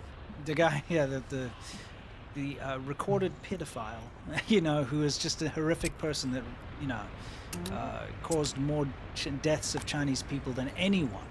More deaths than the Japanese ever caused, you know. Tens of millions. Yeah. I mean, look, whatever the case is, I've always wondered why it is that, let's go back to, let's get that, like a picture statue of him. I've always wondered why he's so revered in China, because, you know, it's demonstrably true that he caused devastation. He destroyed Chinese culture. Yeah. He smashed the temples. He burned the manuscripts. He ruined China. He ruined China. He even tried to get rid of Chinese writing, but the Soviets convinced him not to. He turned China into a pretty dismal place where tens of millions of people died from starvation, and he made them kill all the sparrows. We know all about this guy, but people still revere him. They have his picture on the wall. And I've always wondered why. And I mean, it's a combination of things. Of course, the Chinese government doesn't allow people to discuss the bad side of things. They only show, oh, he started the new China and stuff. But we have this theory that a lot of the people that survived were the people that benefited from his rule. You know, the people in power. Yes, the people that held on to power, they sold out their colleagues, they sold out their families, they did bad things on behalf of Mao Zedong, and he rewarded them. And so of course they're going to celebrate him, right? Yeah, for sure. I mean, he created the corrupt system that is the Chinese government today. Yeah. And that is the system they proliferate in and have power in, right? They have the corrupt government positions. So why would you not look up to someone or revere someone that gave you that? Correct. Right, makes sense. Anyway, this is aside. The reason why we're even bringing up this ridiculous man's birthday is because coinciding with his birthday, on the day of his birthday, this is not a coincidence, China released, or at least flew, its new 6th generation fighter. Which is tearing up the news right now. Yes. So let's take a look. So just to do a little more reverence. Yes, you know. A little more pro Mao. You know that China copied the Soviet Union so much that they embalmed Mao just like Lenin. Yep. They didn't come up with that by themselves. I read the entire story about how they had to embalm him at the last minute, and they actually had to import scientists to do it. Makes sense. And his ear fell off, and he was already rotting. So when you look at him now, he's already rotten. Okay, but they preserved that. They preserved what was left. Okay. Maybe it's like maybe they like switched it out with a Madame Tussauds. You know what I mean? Yes. Anyway, here we have the new 6th generation fighter that was flown. See that Delta Wing looking thing? Right. So we're going to talk about this. So new footage has emerged. Big plane. Yeah, and you know what? It's gotten a lot of people very scared, and a lot of people very envious, and a lot of people very, very like shocked. Oh, China's ahead of us. Look what they've done. They've released a 6th generation fighter before anyone else. Yeah. I'd like to allay some of the concern from people, because this is clearly just a demonstration unit. This is not something that's up for production, but there's a lot of things that we're going to break down here. It's already been analyzed by quite a few military experts. And it's certainly an interesting plane. It's got 3 engines instead of 2. And the reason for this is that the current generation of Chinese engines are probably not powerful enough, which is why it needs 3 rather than 2. It could be that, or it could also be that the engines play different roles. Yeah, you know, they have different circumstances. Yeah, you might have like an engine for when you reach supersonic speeds, and the others for takeoff and landing type thing. Gotcha. So it's kind of up in the air. I would think it's more to do with the current engines that they have available to themselves. Yeah. Okay. But why all of a sudden would China come up with something that's, unique and new? Because they've never done that before. No. This is unprecedented, right? Because here we can take a look at how China copied the F-35 with the J-35. They even named it the same thing. And historically, every single military aircraft bar none, that's come out of China has been a copy of either American or Soviet technology. Every single one. There's not a single unique Chinese-made anything, right? We know that for a fact. Yeah. Well, The season of giving is.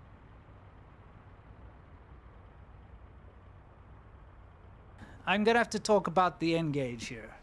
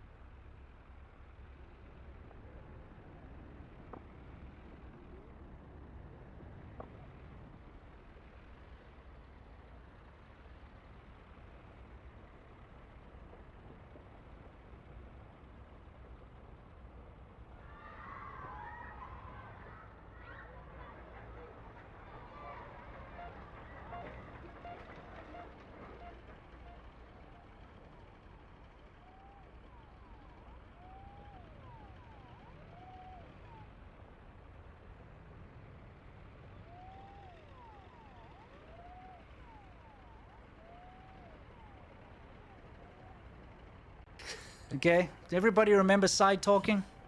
Right? Nokia N-Gage, you remember that? They do. It's got nothing to do with this. We're talking about the NGAD. Ah, gotcha. Okay, Gotcha. all right. Now the NGAD is the Next Generation Air Dominance which is something that America has been developing since 2014. Okay. Does it look familiar to you?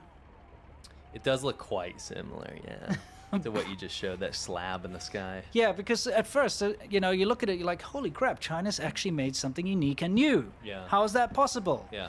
And then you're like, oh, wait. So that's the American one you're showing. Yes, that's...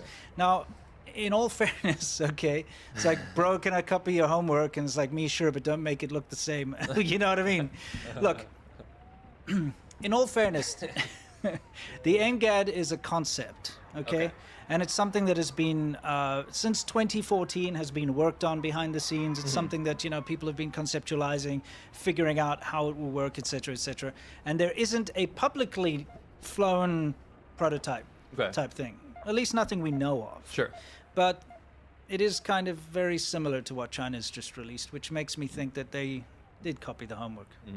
Also, I think it serves us to tell you that this is, again, not a thing that's rolling off of conveyor belts right now. No. This is not something you can buy. This is not something that is even flying in the air other than the demo unit, right? Yeah. Which they haven't even found a manufacturer for it yet. So it could have been a demo unit from a competitor within, you know, a PLA contract. Yeah, I mean, look, I've got some footage here from, what's this website? It's called Pilot Photog, where they were just talking about the NGAD. It's actually unrelated to the release of the Chinese fighter, but you can see the similarities.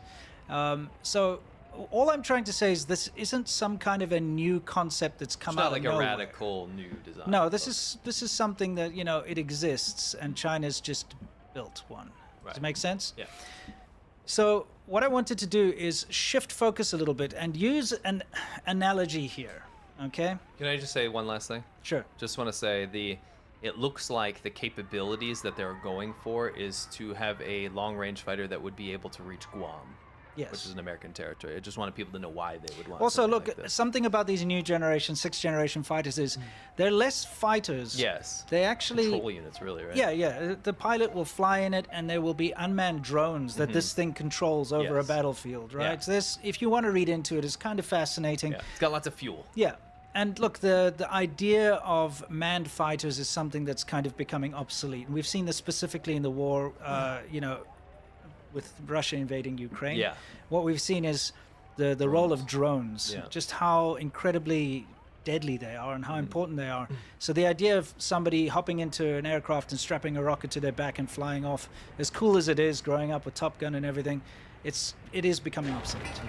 So the 6th generation fighter idea is more of a control center for drones. That makes sense. But it can also launch missiles and stuff. Yeah, China notwithstanding, like all of them will be that. Now, I'd like to share a little saying with you. I'm going to make this a bit bigger. Sorry, I made it smaller for the Royal Rumble. Make this a little bigger here. There we go. Power perceived is power achieved. Does that make sense? So, you know, you might have a guy who's just incredibly weak, with brittle bones, and if you pushed him, he'd fall over, okay? But he puts on a muscle suit and walks around, you know, looking like a really muscular guy, and people will stay away from him because they're like, oh, wow, that guy is really strong. Meanwhile, he's very brittle. You get that? I do. So this whole idea of power perceived is power achieved is what China does. And I wanted to show you something that's been going on, like going wild around all tech circles and so on, are these demonstrations of China's robots. And this is related to the fighter jet. Yes. Yeah. It's related in certain ways. Take a look at this footage that comes out of the propaganda of, look at these like armies of humanoid robots. Okay. Now, to the trained eye, you would notice some discrepancies here. When it comes to these kind of videos, it's very hard to tell what's real and what's not. There's a lot of CGI used. There's a lot of corrections. It's very controlled circumstances that they'll film. You know, they're not going to film anything making a mistake. Sure. You know what I mean? It's going to be very high production value. And you've got people rightly so worried, like this dude who's like, the US needs to start getting really serious about AI and robotics. We can't let China beat us. This is the new Chinese wada. Unitree, which you'll see a lot of Unitree stuff in a minute. And I'm sure everybody's seen these kind of videos going around of these robots doing these incredible things, which on close scrutiny, a lot of these shots look, I mean... I'm sorry, but I don't What do you I'm look at having the a hard dust? time believing this is real. Well, not because I'm impressed by it, because there's something off. Well, I mean, look at the dust where the wheels land. Yeah. See that? Oh, sorry, gone. Okay, this is the automatic course creator, and if you are looking for the fastest and most affordable way to launch your... Oh, no more dust anymore. You know, there's what I'm saying is like these videos are very heavily doctored, staged, and Sure. in some cases, some of the shots are definitely fake. Yeah, I'm skeptical about that. That looks fake, dude. Yeah, people are... Okay, audience overwhelmingly is saying it's fake. Yeah, but well, the point is that you saw that other guy posting, "Hey, we got to watch out. We got to catch up." You know what I mean? See the leg. Oh, does the leg go out in one of the shots? Well, I mean, you can frame by frame these things, and you Yes. can find inconsistencies. I did myself. Yeah. Okay, I just didn't want to break it down too much. Cool Right? PS3 tech demo. I know, exactly, right? Yeah, that's definitely fake. Here's the reality. Here's that Unitree. This is the same company that made that, like, Flip Dog. Okay, whatever you want to call it. Let's call it Flip Dog. Okay, Flip Dog. Okay, let's take Better a look. than a dump bear. Yeah, exactly. I think I'll throw in a dump bear just for, you know. Might as well. Yeah. So let's get back to Flip Dog, because I'd like everybody to pay attention.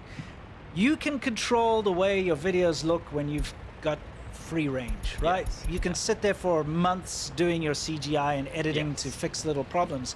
But when you actually do demonstrations in public, you can't control it. Like this. This is the same company that made Flip Dog, right? Okay.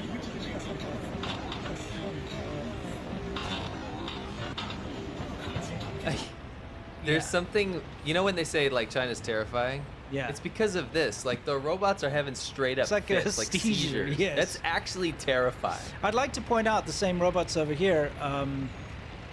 Just how incredibly like, oh no. So that's the same one. Oh, interesting. Yeah. Remember, guys, these are the robots that you saw in the propaganda that are like marching together, and everyone's so like, Right. look how advanced China is. Again, power perceived is power achieved. And when you see these like, when you can control the image. yeah, right? when you see the propaganda of like all these robots marching Yeah. together, you're like, wow, China's ahead. They're kicking our ass and everything. But then in reality, if you actually look at what they're capable of, you'll be like, actually no. Right. I see what you're saying. Yeah, I think that's the dangerous thing. Look, it's right? like literally trying to walk over people, and it can only walk correctly if it's got handlers like guiding it, you know? It looks and like then a it's disabled old person. pretty, you know what I mean? Pretty much. It really- Getting stuck in the carpet. It's Yeah. See, they have to like, nope. yeah, because go it'll back. tip over. Come on, Grandpa, none of that. Okay, I wanted to show you this. Okay, again, this is that CGI nonsense, This which they is make. fake. They This look. is fake. They make it look very real, It's right? interesting that the company that's promoting this stuff is making fake videos. Yeah. It's very ridiculous. Correct. That's so disingenuous. It is. Anyway, you want to see some of this stuff in reality? Let's Yeah, take a let's look. see. It just like dies. Flip Dog. It's like got jammed or something. Look, but See, that's what it's CGI, CGI. right? It's like doing flips. Yeah, I see. Let's see how the real life robot can do a backflip. Are we gonna see this?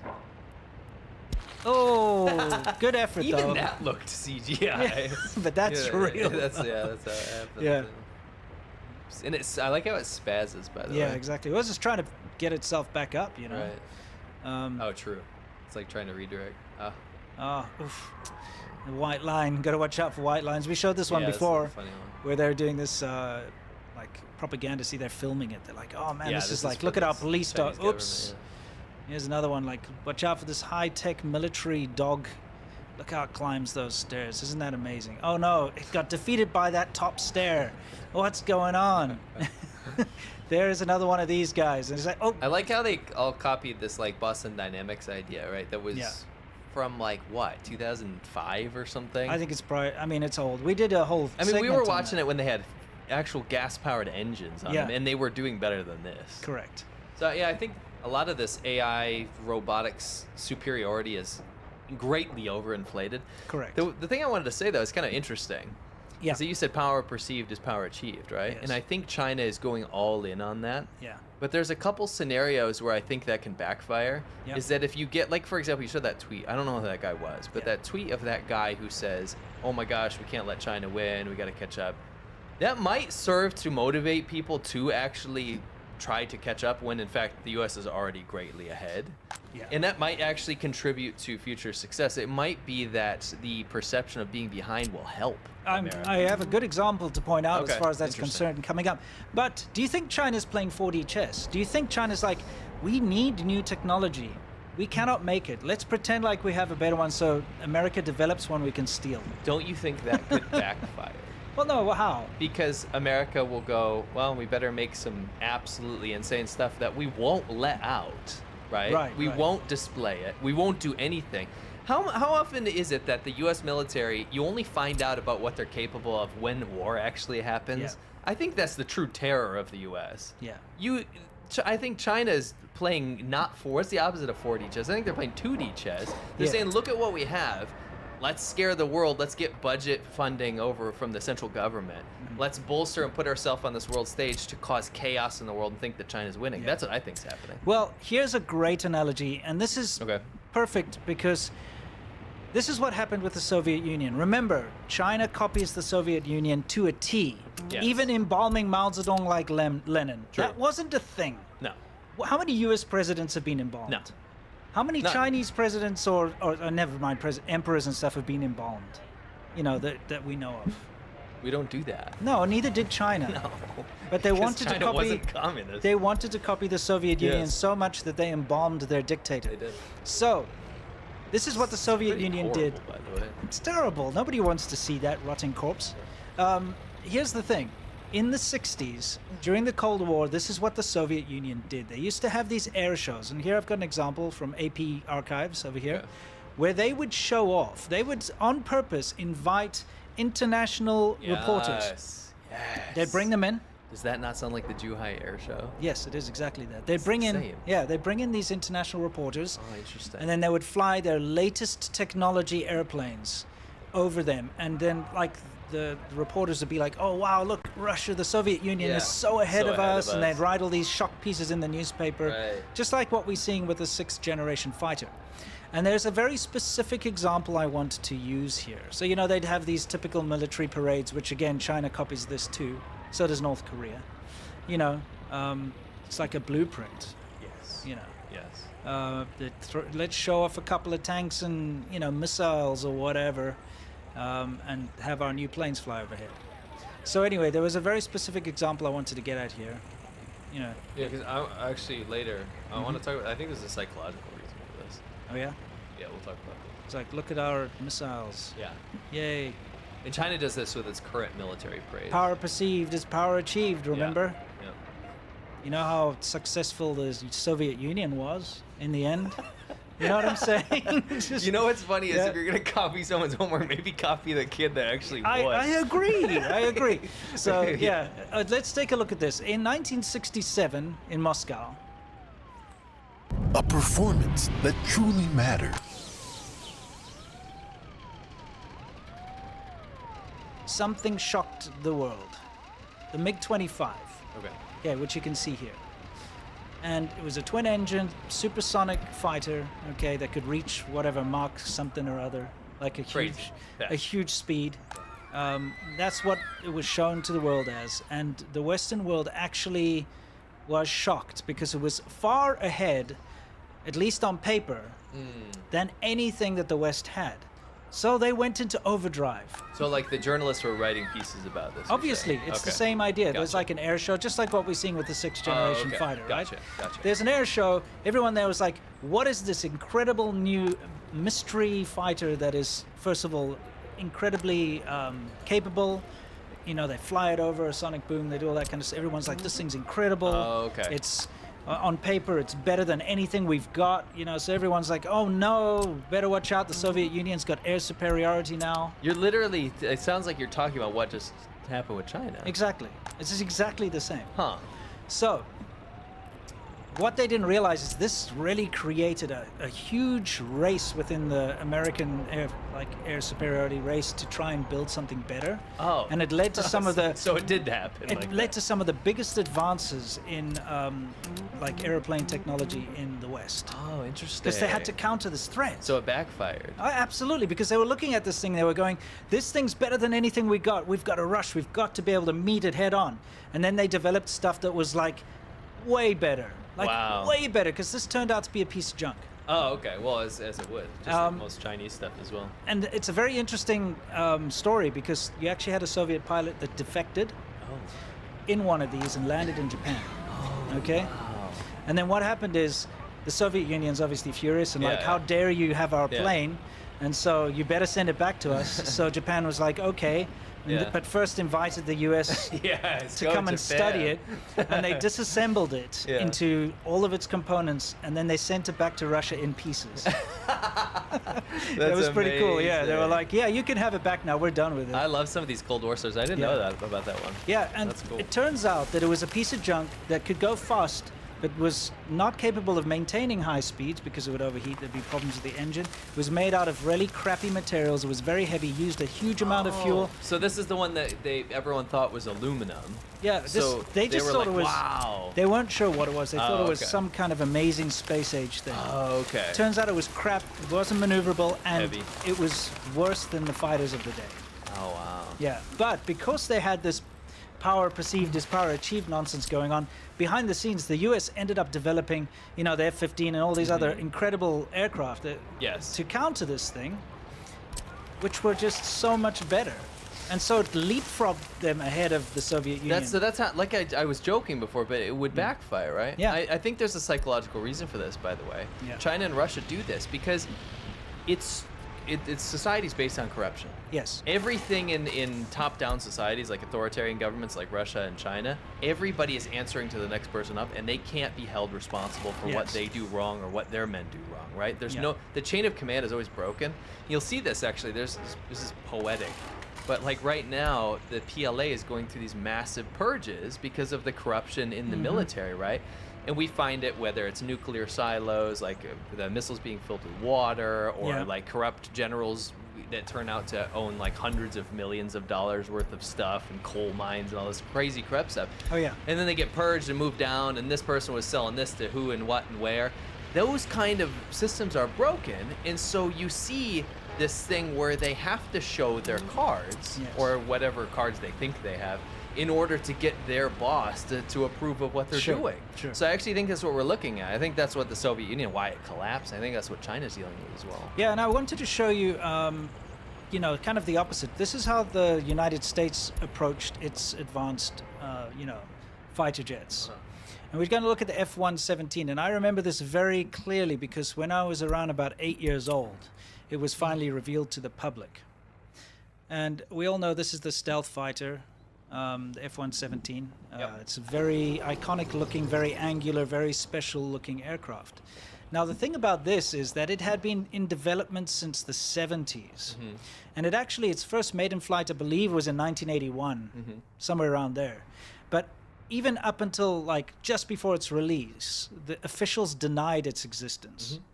So it was kept a secret, and it was only released, publicly in 1988. I actually played with a little statue of this when I was a kid because it was in my grandpa's office. My grandpa was the designer of the gun sight on the F-16, so he had very all cool. these very cool stuff. Yeah, that is fantastic. So, I just wanted to show you the differences. Rather than showing all your hands, if you keep it close to your chest, like a proper poker player would, if you're into that kind of thing, you gotta have a poker face. You keep it close to your chest, but you have a full house. Whereas, the other guy over there's got I don't even know how poker works, two threes or whatever. And he throws that down. He's like, I'm gonna win because I've got look at what I've got. I'm gonna beat you guys, and you've got a royal flush. Yeah, I think I want to take a very balanced approach here. Let's pretend China has all of this crazy tech and continue pursuing what we should be doing to stay ahead. I think agree. America it should continue superiority. Oh yeah, don't rest on your laurels. Don't rest on your laurels. Yeah. At the same time, also don't just get as the public, as civilians, right? Don't get bent out of shape every time China is showing some massive thing, because as time and time again we show, it's often show and not reality. China is the land of shortcuts and facades. Right. It always has been under the CCP. And it will always continue to be. And they'll always put out these flashy propaganda things specifically designed to incite inferiority in other nations. Because they want people to sit and look at them in awe and say, you're so amazing. Look, China's so advanced in its technology and AI. I mean, come on, guys. They can't even make a decent chip, a decent processor. They didn't make the ballpoint pen until, like, whatever, 10 years ago. They couldn't make it. You have to understand that although China is not to be trifled with, and China is capable of doing many things, they're not a world leader when it comes to technology. And they're not a world leader when it comes to creativity and design. You see this crap being thrown around that China files the most patents in the world, therefore they're the best at innovation. That's garbage. You can file a patent for anything you want. I'll file a patent today for a grapefruit that tastes like an orange. Okay? Doesn't mean I can make it, but I filed that patent, right? And I'll say it looks like this and it's round and file it. This goes all the way. I'm glad you brought that up. This goes all the way through to academic paper washing, where they pay people to write academic papers, or they write them and can say somebody else wrote them, right? Yeah. Over and over again, we're seeing China claim to be the top researcher at this and this and this field. And then what they do is they populate search results, and they populate academia, to where now China's leading the forefront of all this based on statistics, not based on real research, right? And I think we see, I think that over, I mean, why would this be any different? I guess, call me a skeptic, but why would this be any different? Well, here's the thing. China's very capable of producing aircraft. We know this. They've been doing it. They've been licensing aircraft from the Soviet Union and copying aircraft from the West for decades now, right? They've got the facilities. It's very easy for them to build an airframe, very easy for them to throw engines in it. They've got all their wind testing, all that, you know, wind tunnel. They can make an aircraft. They can make an aircraft based on another design fairly easy. Right. To create their own one that's technologically ahead in many steps of innovation, very unlikely. And that's why I'm skeptical. Yeah, that's why you can see it looks like that NGAD or whatever it is, you know, the stupid name. Come up with a better name. NGAD sounds terrible. It's hard to say. Yeah, exactly. NGAD. Okay, this stupid NGAD thing that's going on. They've obviously looked at that and said, okay, we've got to design something that looks like this. Sure. We've got passion, we've got determination. Like, and if we set our sights on something, you better believe it's happening. You know, it's no secret that they got designs for the F-35 and for the F-22, and they've hacked all these blueprints for other things. So why did they not hack, you know, some of the proposed designs and blueprints for the NGAD? Yeah. It's very possible that that's what they've now implemented. That's true.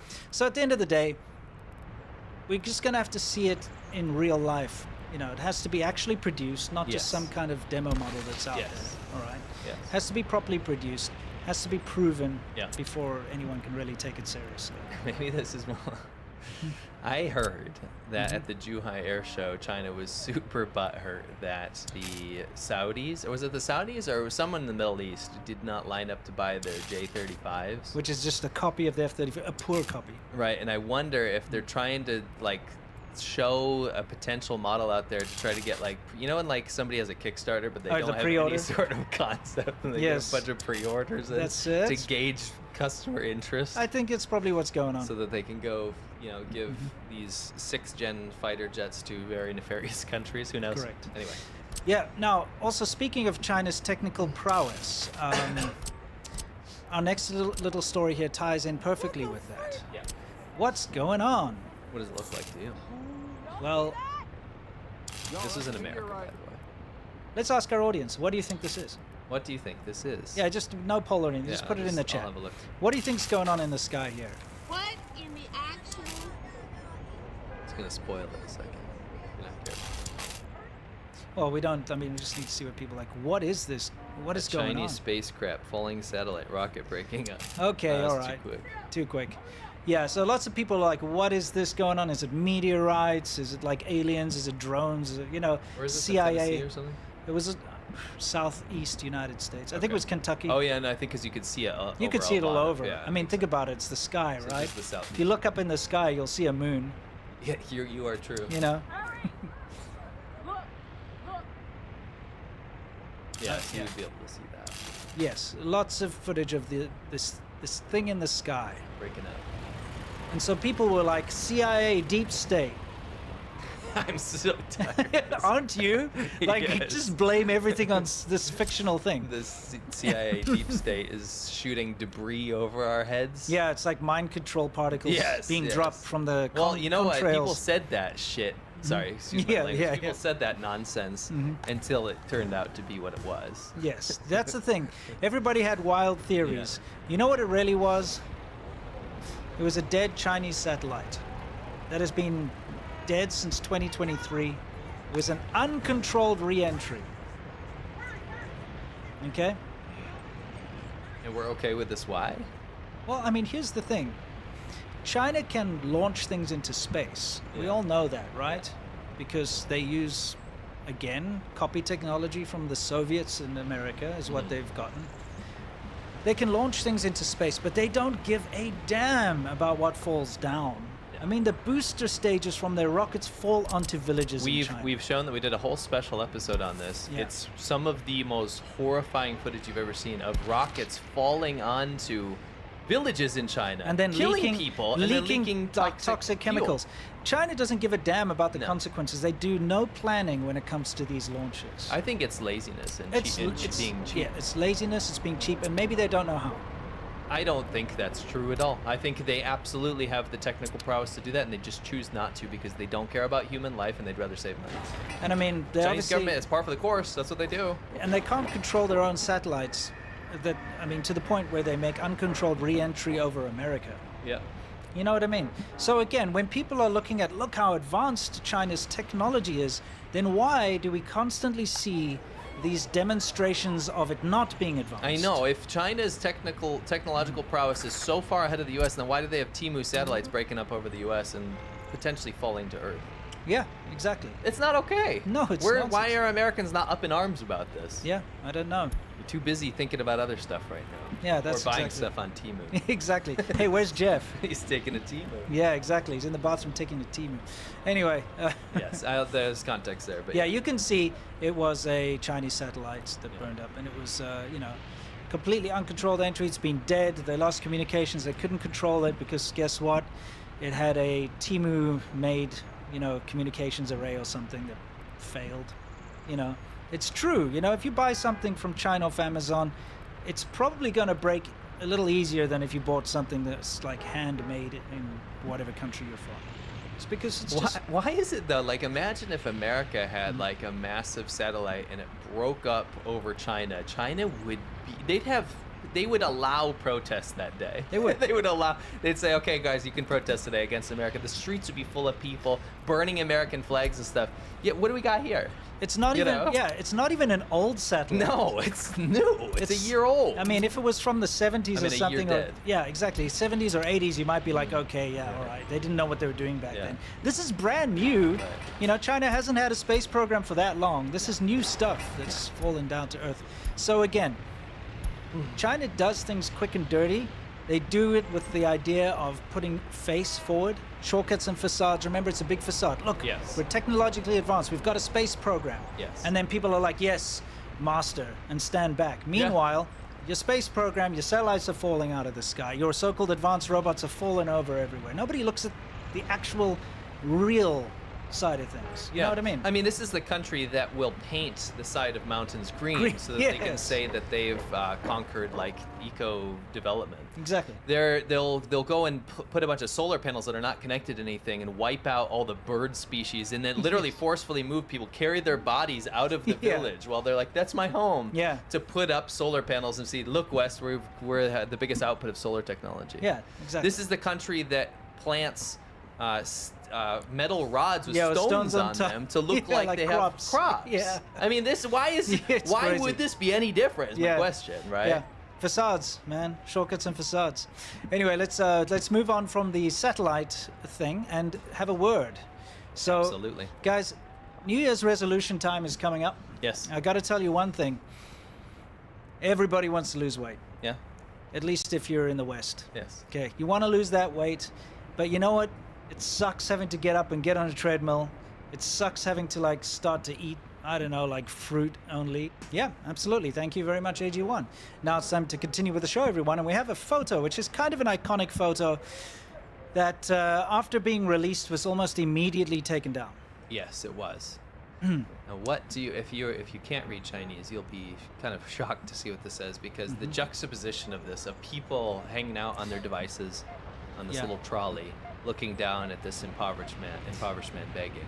Yeah, man or disabled woman, man, it's hard yeah. to say. Yeah, hard to know. So kind of a limbless person on a trolley with a bowl, begging, which, by the way, is very common in China. Oh, this is not so common at all. so common. It's homeless people and beggars are ubiquitous across the entire country. Something that China tries to pretend and actually pays people, by the way. Yes. We found out pays people to make videos, foreigners, so Americans, Canadians, South Africans, to go out there into the streets and say, I can't find any homeless people at 3 a.m. Yes, exactly. They actually will. You know you have a homeless problem when you're paying foreigners to come to your country Yeah, I know, and go, I don't see any homeless people. And then they'll put like a thumbnail with like U.S. Yes. versus and it's China. Like American drug yeah, addicts some or like, whatever, and it's like, with that Philadelphia Kensington Yes, Avenue, yes. they'll have that, and then there'll be like nothing. It'll be like Happy Family or something. Yes. You know that's an issue. So disingenuous. Anyway, This is poetic, though. this particular picture is, like you say, very poetic. Why? It's because Did of you what this translate it? says. It says what? Chinese blessing. Every bit of love is gathered together to contribute to social welfare, public welfare, lottery, good deeds for the world. This is literally a poster for socialism in China. Yes. Because it's a socialist country with, by the way, no social programs. No, but that is, you know, with somebody who obviously has no social welfare in Correct. the picture, which no one has in China. Again, it's just a facade. Yes. You know, typical. Make it till you make it, right? Yeah. It's kind of working. People are buying into this like China's a paradise thing. Couldn't be more dystopian. Nope. It's a nightmare. It's nice if you go there as a tourist. Oh, yeah, sure, and you can go see the Great Wall and like all the billions of dollars they poured into these central like tourist areas. Oh man, we found that one video. We have to show that Yeah, at some point. I think they'd absolutely. be interested in that. Oh yeah, yeah. I mean, to be fair, there are thousands of videos coming out of China right now of people traveling around showing this beautiful like painting of what China is supposed to be. Yeah. And we found this one in particular that is so laughably It's disingenuous. so we funny. have to just show you. Yeah. Also, I mean, we've been receiving offers to do these Yes. videos ourselves. Yes, from the Chinese Yeah, government and or their third party. Because they don't realize they're talking to us. Because we've got a number of different, you Yeah. know, channels. So they send it to one of our channels that they don't know is associated with us, and they're literally saying like, "We will pay you to do this or this or this. You choose which one you want, and Yeah. we'll pay for it." Yeah. We will be exposing that at some point it in the should be future. We're interesting, just yeah. gathering a bit more info. Yeah. Now it's bollard update. Bollard update. We have to have bollards. Bollard report. Now, okay. We have bollards over here, and as we all know, these bollards are there to stop cars from indiscriminately driving over crowds of people. Because they're doing that often right now. Yes, and it's a huge issue. We've shown you how a lot of these bollards are fake. They're just fiberglass, like empty husks. By the way, if you're new, people are driving over crowds of people on purpose, not Yes. on accident. No, it's a big problem in China. So big now that even Xi Jinping himself has had to sort of address the problem. about it, Yeah. Kind Kind of. But as you can see, these bollards are useless because for some reason there's a car on the sidewalk anyway. So he must have found an entry of. point. He found a way around the Yeah. bollards. So let's take a look at this. This looks like a terrible setup after what we just said. Oh yeah, don't worry. This looks like such Don't a worry. bad setup. No, nobody gets This run is over. Not lively, No. I promise. Nobody gets run over. This Just looks- After you set it up like that, though, you have to admit. in this particular case, I wanted to show you how useless the bollards are because Sure. you can obviously get around them. Yes. But there's something incredibly interesting about this picture. What's that? I mean, about this video. The fire hydrant. Why is it there? It's also an over away from it. This will. I'm gonna eat.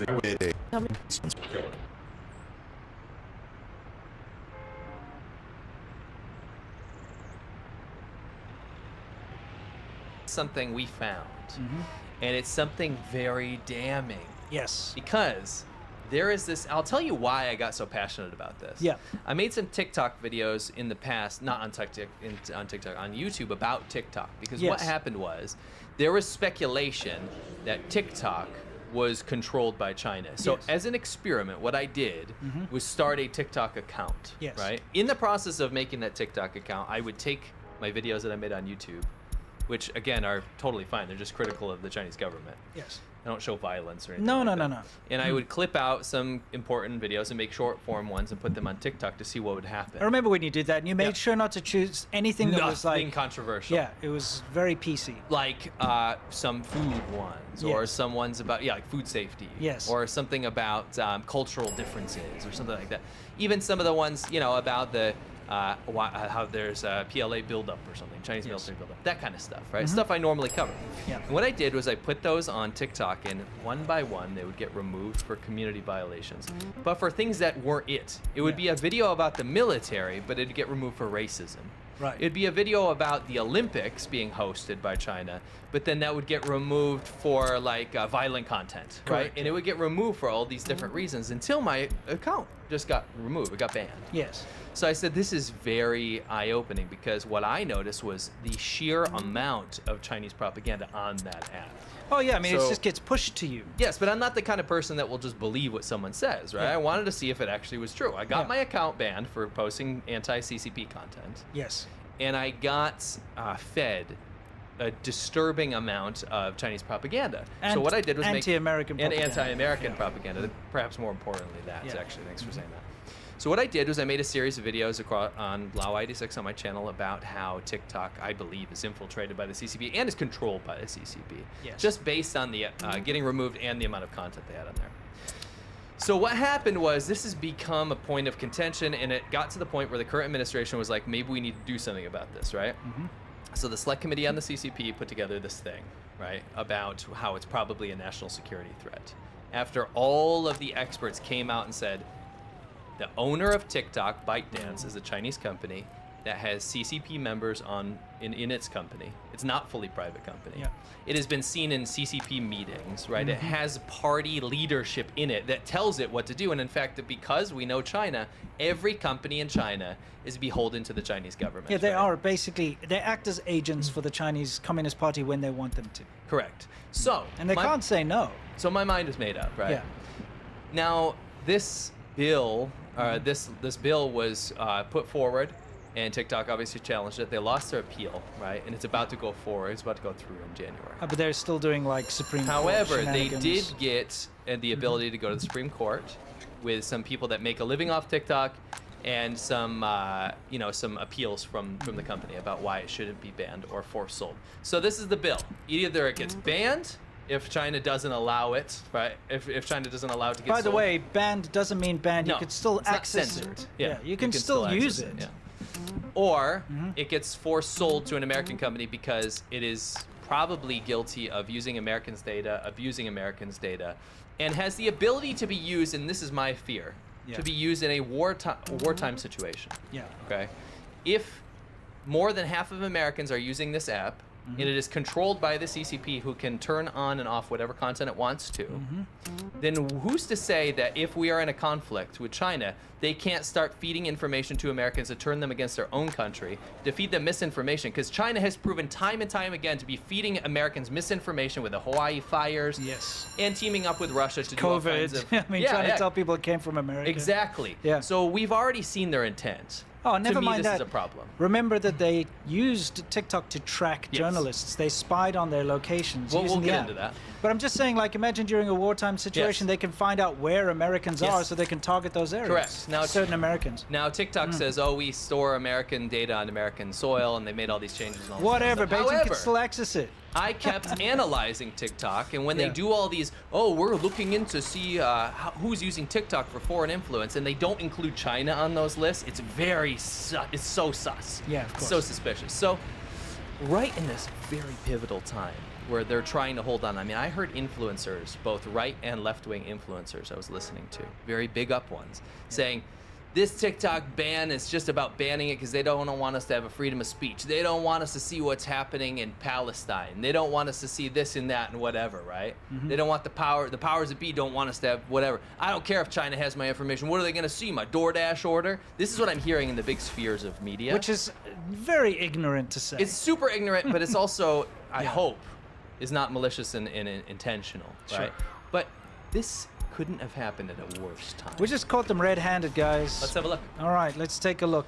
So I'm going to show you a tablet. This is nuts. This is absolutely nuts. Okay, so this thing is called what? This is called Books. I hate when people say book. That's, well, don't piss off the Scots. Yeah, but I'm just from these... Purchase required. But that doesn't.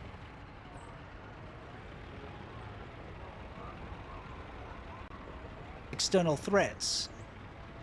This is so the prisons are totally fine. This is not insane. This is of course, this is China's world view on in everything. an American bot Yeah. template. Says, so the prisoners are totally fine.